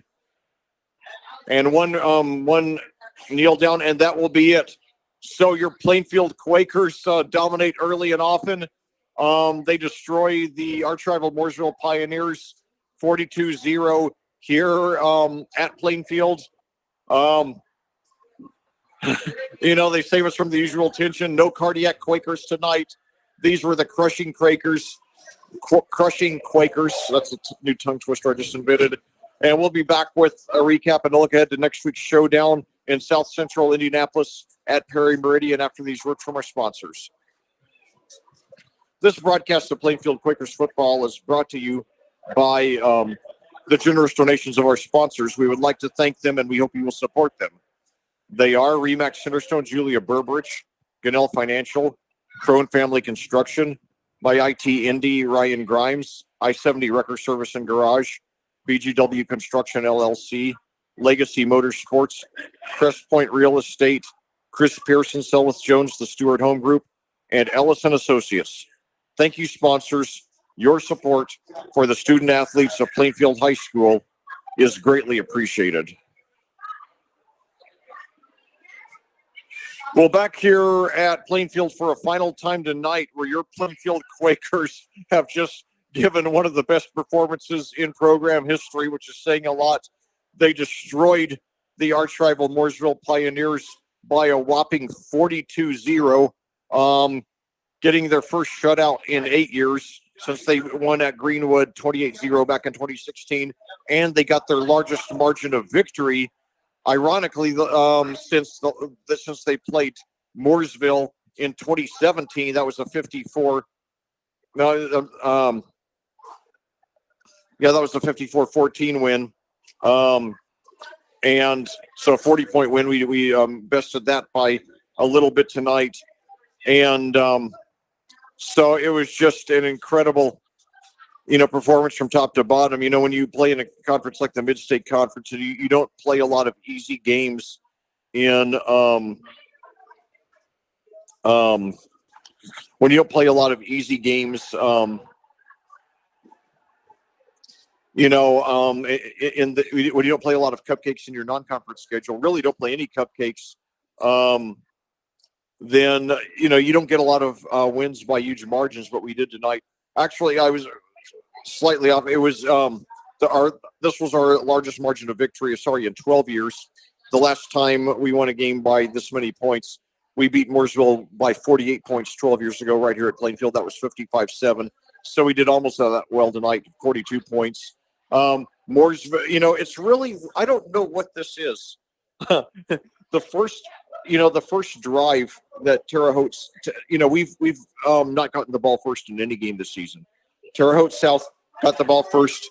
They scored a touchdown easily on their opening drive, then they stalled. Then last week, Harrison scored easily on their opening drive, then they stalled for the next several possessions for both Terre Haute South and Harrison, and then we came back to take the lead in both cases of the second quarter, although we didn't take the lead for good until the fourth quarter in both games. But the point is, both teams scored easily in the first possession, making us think it was going to be, a bad game for us. And then, we stopped them pretty well to a large extent after that. Tonight, Mooresville did not do quite as well, but they did, move inside the 30. They moved inside our 40, moved the ball well, had several complete passes. And then they just, folded, on offense, got very few first downs until that last possession where they started at their own 4 and worked all the way to the Plainfield 12. So they did drive 84 yards, so that was a good drive. But we were letting them have a lot of short games there. We were being very conservative. And so basically, every game, our defense starts weak, but then clamps down. So hopefully next week at Perry Meridian, our defense will be awesome on the first possession and just stop them dead in tracks, on every possession. In fact, actually, the last time we played at Perry Meridian 2 years ago, their starting quarterback, then sophomore, now senior, Alan Zupan, was injured on the first. Was injured about halfway through the first quarter. Then the offense was completely ineffective without him. They did not get an earned first down until the last 4 minutes of the game. But anyway, as for tonight, Plainfield opened the scoring with 2:20 to go on a 2-yard touchdown rush by Luke Starnes. Devin D'Amato rushed in the 2-point conversion, Plainfield's first 2-point conversion attempt of the season, making it 8-0. Then with 9:46, Weston Wayrich scored on a 1-yard rush. And the extra point by Leo Hayab failed, his first miss of the season after 7 makes. And that made it 14-0. With 6:30 to go in the quarter, Starnes got a 16-yard touchdown rush, his second of the game. And Hayab hit the extra point this time, making it 21-0. Then 14 seconds later, 6:16 to go, Jacob Dellinger scored on an interception return. And the extra point by Hayab was good, making it 28-0. With 2:22 to go in the half, Weston Wayrich got his second touchdown of the game, 3 yards. The extra point by Hayab made it 35-0. And finally, under a running clock about midway through the third quarter, Starnes scored on a 31-yard rush, his third of the game, 8th of the season. Hayab hit his 4th consecutive extra point after the miss. And that made that brought us to our final score of 42-0. Look at the individual statistics, first of all, for Plainfield. Bryce Sabunk, again, a game manager tonight, only threw 5 passes. He completed 4 of them for 44 yards. Gavin Likens threw 1 pass that was an incompletion on a trick play. Ethan Ellis had 2 receptions for 20 yards. Luke Starge, 1 for 17. Brandon Hendry, 1 for 7. On the ground, Luke Starnes, 14 rushes, 110 yards, 3 touchdowns, bringing him to 8 on the season. Weston Wayrich, the supporting actor, 12 rushes, 66 yards, 2 touchdowns, bringing him to 3 on the season. Ethan Ellis, 1 rush for 19 yards. Justin Meyer, 2 for 2. Xander Nadam, 2 for 0. And Bryce Sabonk, 1 for 2. For Mooresville, Connor Cruz completed 15 of 30 passes for 150 yards, 0 touchdowns, and 2 interceptions. Journey Thompson had 3 receptions for 42 yards. Caden Brune, 5 for 50. Tyler Denny, 2 for 10. Quentin Gunter, 3 for 38. And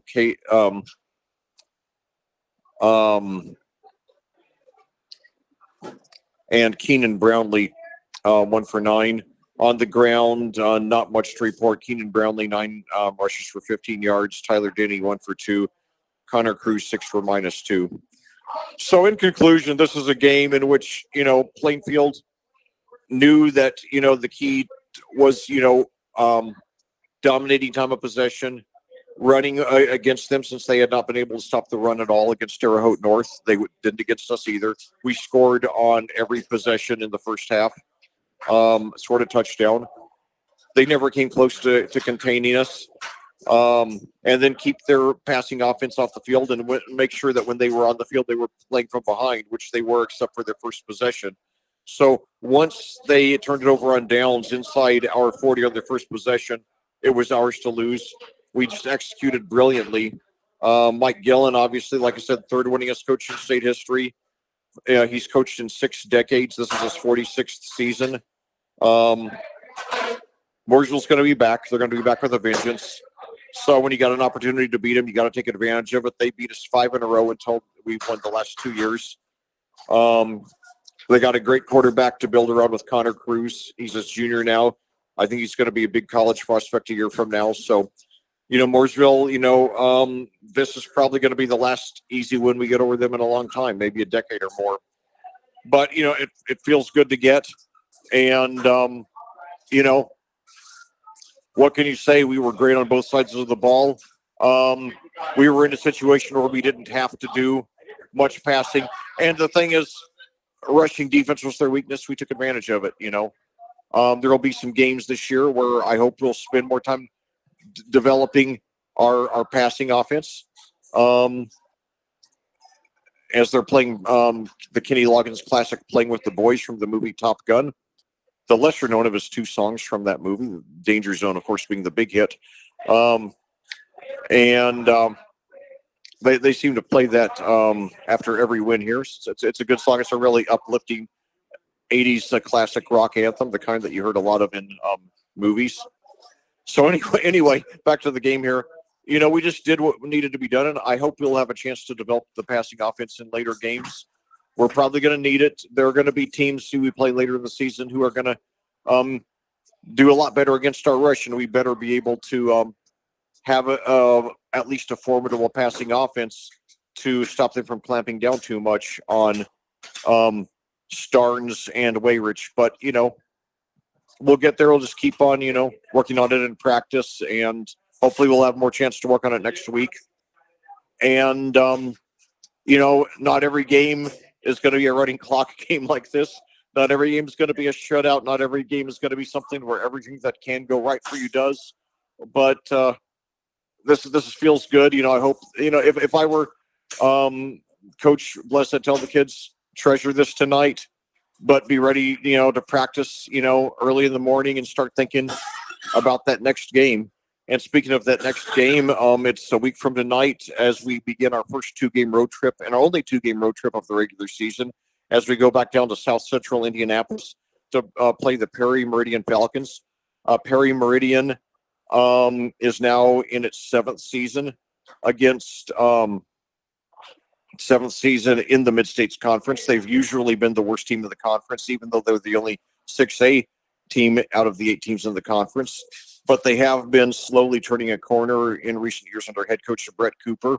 From 2017 to 2020, those 4 seasons, the Falcons were arguably the worst Class 6A program in the state. They had 3 wins combined in those 4 seasons.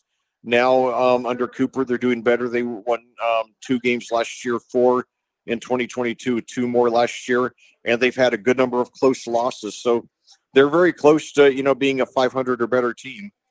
And this year, they started off with a 45-14 road loss to Franklin Central, a number 14 team in Class 6A. Then they came back last week with a very big win over Southport, 42-7. Granted, Southport has been one of the worst Class 6A teams in recent years. But, Perry Meridian's lost to, quite a few, lower class teams in the last several years also. So that was a good win for them. Tonight they're playing at Franklin, so we'll see how that goes. But anyway, our first 4 games against the Quakers were comfortable wins. Our first four games against the Falcons were comfortable wins. Starting in 2018, we beat them 42-7, 42-20, 42-7 again, and then 28-7. So all the first 4 years, we beat them by at least 21 points every game. Then 2 years ago, really, the 28-14 final margin's misleading. It was 28-0 in the fourth quarter before they scored 2 late touchdowns. And then last year, they finally almost got us. They were down 21-20, and they missed a 30-yard field goal on their final possession that would have won it. So they're going to be gunning for us this year. We better be ready. If we play our game, we should get them. But, we got to be ready, bring our A game, and not take it for granted. And mainly not have a letdown after this one. Make sure we follow up this all-world performance with another all-world performance next week. Doesn't mean, we have to shut them out, though that would be nice. It doesn't mean it has to be a running clock game, though that would be nice. But it means we just got to bring it all 48 minutes we played, a solid, you know, almost an A play. I'll give us an A for this game. They gained a little more yards than I would have liked on the first possession. Um, Mooresville did, but other than that, it was a near flawless performance on both sides of the ball. And another thing, I mean, we have 8 interceptions this year after only 7 in 10 games last year. So we have 8 in 3 games this year, and 2 of them are against guys who I think are going to be in college football. And Landon Nicoloff for Harrison might be too, but I'm certain that Brady Wilson and Connor Cruz will be. So we're intercepting some solid quarterbacks. So, first win tonight, our first shutout in 8 years, our largest margin of victory in 12 years. A lot to be proud of. And again, against a team that has now that a team that entered last year's game against us, having won 5 in a row against us. So great game all around. This definitely is one of the top 2 or 3 performances. It might be number 1, but certainly one of the top 2 or 3 performances I've ever seen from the Quakers in my 13 years. So, Red Pride certainly reigns true tonight. We should all feel a lot of pride in the way these kids played tonight, and hopefully the way they'll continue to play. And, we finished our last season with 3 games in a row, but we finished the last season losing 3 games in a row, but we started this one winning 3 games in a row. And now we just got to keep on moving from there. Well, so also I want to make one other mention. I've been meaning to get this in all night, but this is a minor trivial note, but I noticed that Mooresville has a kid on the team named Jaden Lindstrom, Lindstrom. My ancestry is primarily English, Irish, German, and Swedish. I see tons of English, Irish, and German names around here. Extremely few Swedish names here in Central Indiana. So great to see a Swedish name, Lindstrom. For those of you who don't know, which probably all of you, since there aren't many Swedish speakers here in the Hoosier State, Lindstrom means a winding storm.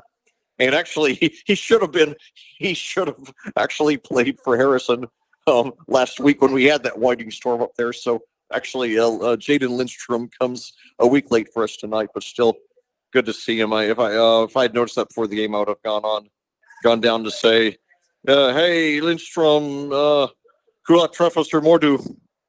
But anyway, he's a senior, so I guess this is the only time I'll ever commentate him. But I certainly wish him well. Maybe I'll have to check out to see if he has some social media pages. But anyway, man, I'll tell you, I remember one of the reasons why I wanted to get. I always want the Quakers to win, but one reason why I wanted us to get the win so badly last week is because I didn't want a 320-mile round trip that is up to Harrison, back again in less than 24 hours to be for a loss. I wanted it to be for a win. So I was tired. I was super tired. I went home and crashed that night, but it was worth it because, I was happy. So, I have, probably a 45-minute drive home on the east side of Indianapolis. So believe me, that drive home is a lot more pleasant after a win, especially a super kick donkey win like this. So anyway, in case you're just tuning in late, expecting that you're going to be in the 3rd or 4th quarter, the game's over because it was a running clock, and that's a good thing for us because we won 42-0. So anyway, in case you missed it, we will be on the road the next 2 weeks. Perry Meridian a week from tonight. Greenwood the week after Greenwood 2 weeks from tonight, and then we'll be returning home 3 weeks from tonight for that super showdown against Decatur Central. That's the game I have penciled on my calendar almost as much as Christmas every year. I always want to beat the Hawks in the worst way, and they got to the state championship game last year. They got Bo Polston, superstar quarterback, one of the best quarterbacks in state history, bound for the University of Toledo. And we want to beat them in the worst way after what they did to us last year, and they still want to beat us in the worst way after what we did to them in the sectional 2 years ago. So we'll see which side wins out. and I hope you all will be there for that one. In the meantime, I hope you'll get out to support them on the road. Hopefully it was inspiring for all of you to see that Mooresville almost completely filled the visiting bleachers tonight with about 500 fans. Hopefully, we'll fill the visiting bleachers. The next couple of nights, each game should be roughly a half-hour drive for us. Perry Meridian in South Central Indianapolis, and then Greenwood there in Johnson County. So, once again, your final score here tonight at Plainfield. Plainfield 42, Mooresville 0. The Quakers improved to 3-0 on the season. The second consecutive year, they started off 3-0. And they get their first shutout in 8 years and their largest margin of victory in 12 years. Like I said, they rise to 3-0 while Mooresville falls to 1-2. And Plainfield moves to 51-31 over Mooresville in the all-time series. Well, this concludes our broadcast. As always, thank you so much for joining me, and I cordially invite you to do so again 1 week from tonight as your Plainfield Quakers travel to South Central Indianapolis as they continue Mid-State Conference play against the Perry Meridian Falcons. Until then, for AudioSportsOnline.com, this is Lex Zorn reminding you, there is a difference only you can make.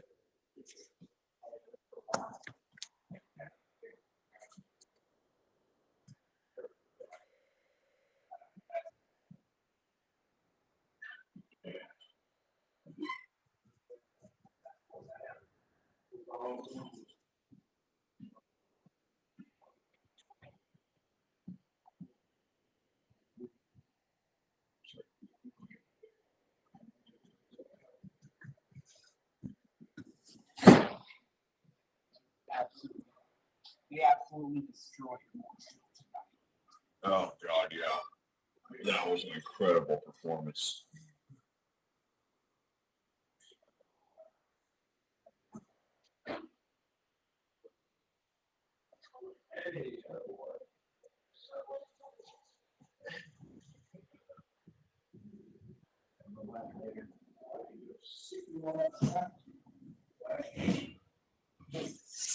Oh,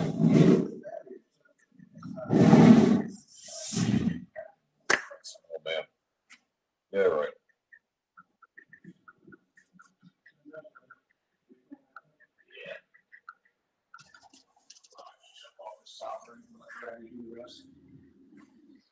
How you doing, fellas? See ya. Hey, is Starnes getting looked at by anybody? Oh, yeah. I don't know exactly who yet, but yeah, I mean, he's Is he getting like D1 looks or D2 looks? I don't know the details yet, but he's I haven't heard exactly who, but I know that we're getting a lot of scouts out here though. Yeah. So How far behind that offensive line, man? You guys are all big out here. yeah, it's everything's just lined up really well. This is like our line. We've got a couple of 4-year starters on the O line, and it's really making a difference. So yeah, hopefully we'll be able to keep this momentum going. So anyway, yeah, see ya. Thanks.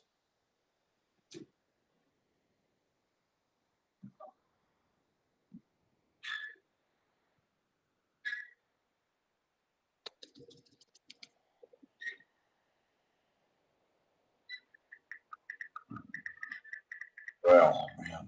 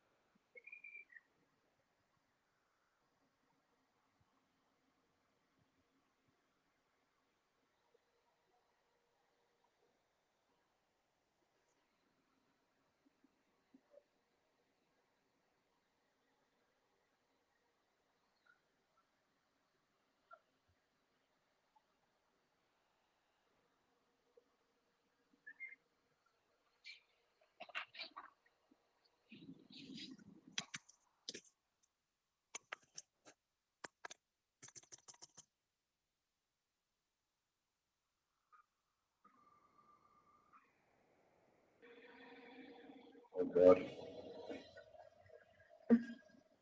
this is You called my friend, baby. I can't wait to see this. Oh, God.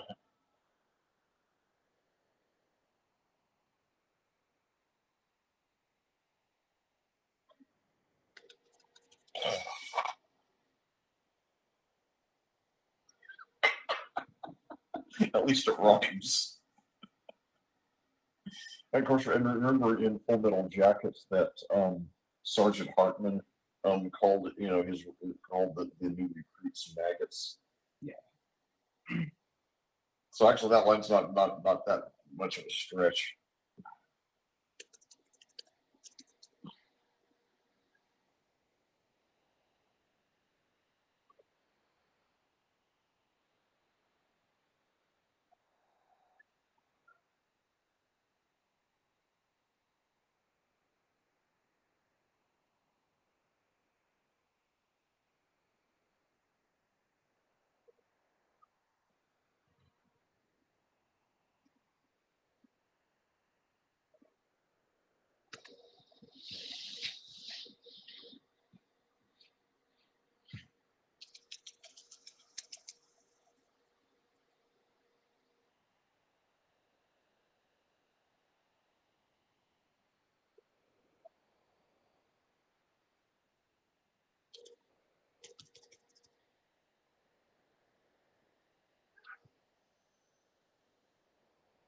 Mm.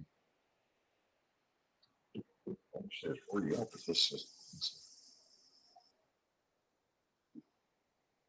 Oh God.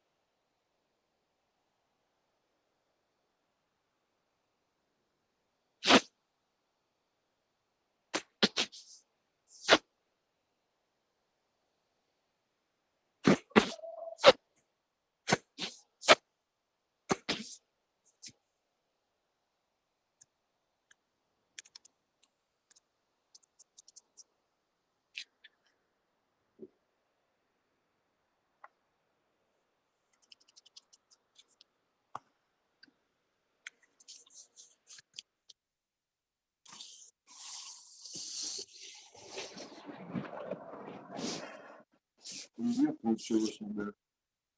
yes, because I connected to the Wi-Fi here. Okay. Call me real quick because my phone's frozen up.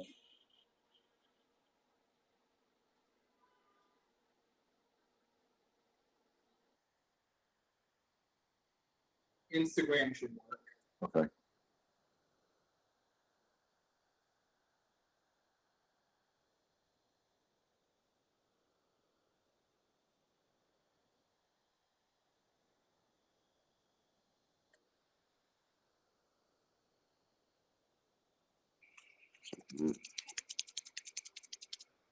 Did you get any? All right. Well. All right, so, go ahead and shut it off. I mean, as far as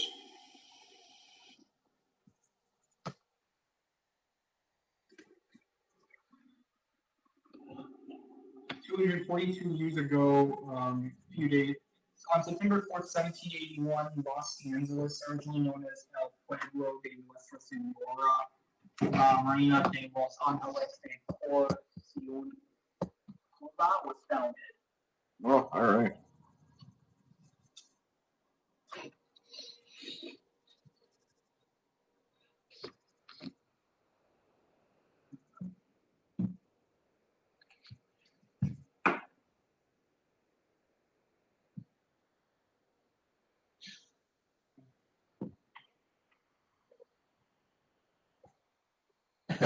and then with the movie American Pie, changes were made between the unrated version and the R-rated version.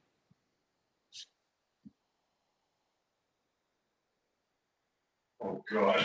Apparently, the MPAA objected to some of the lines in American Pie. The film was originally rated NC-17 by the MPAA. God. Gosh. But the R-rated line has 6 syllables. Yeah, that's really bad. It took 3 resubmissions for American Pie to get an R. 3.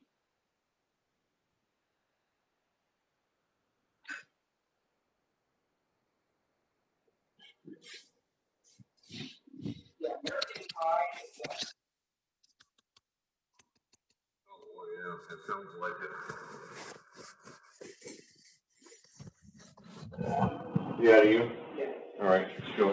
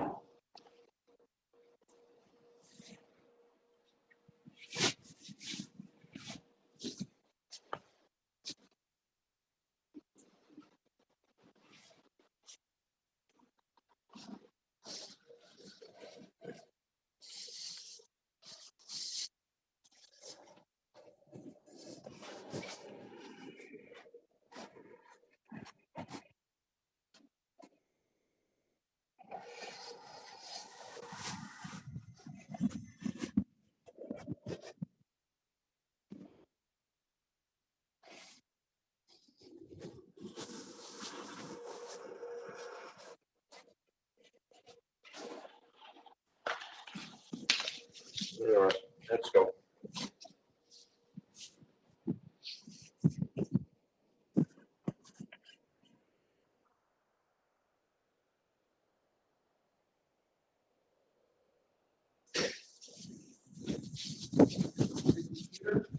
Oh, God. No. God, thank you. God, because I left my I left my charger here two weeks ago, and I got back here and it was still there 2 weeks later after that last game. The last game they had. Yeah. Well, no, not this one. No, I mean my laptop charger. Oh, That's crazy.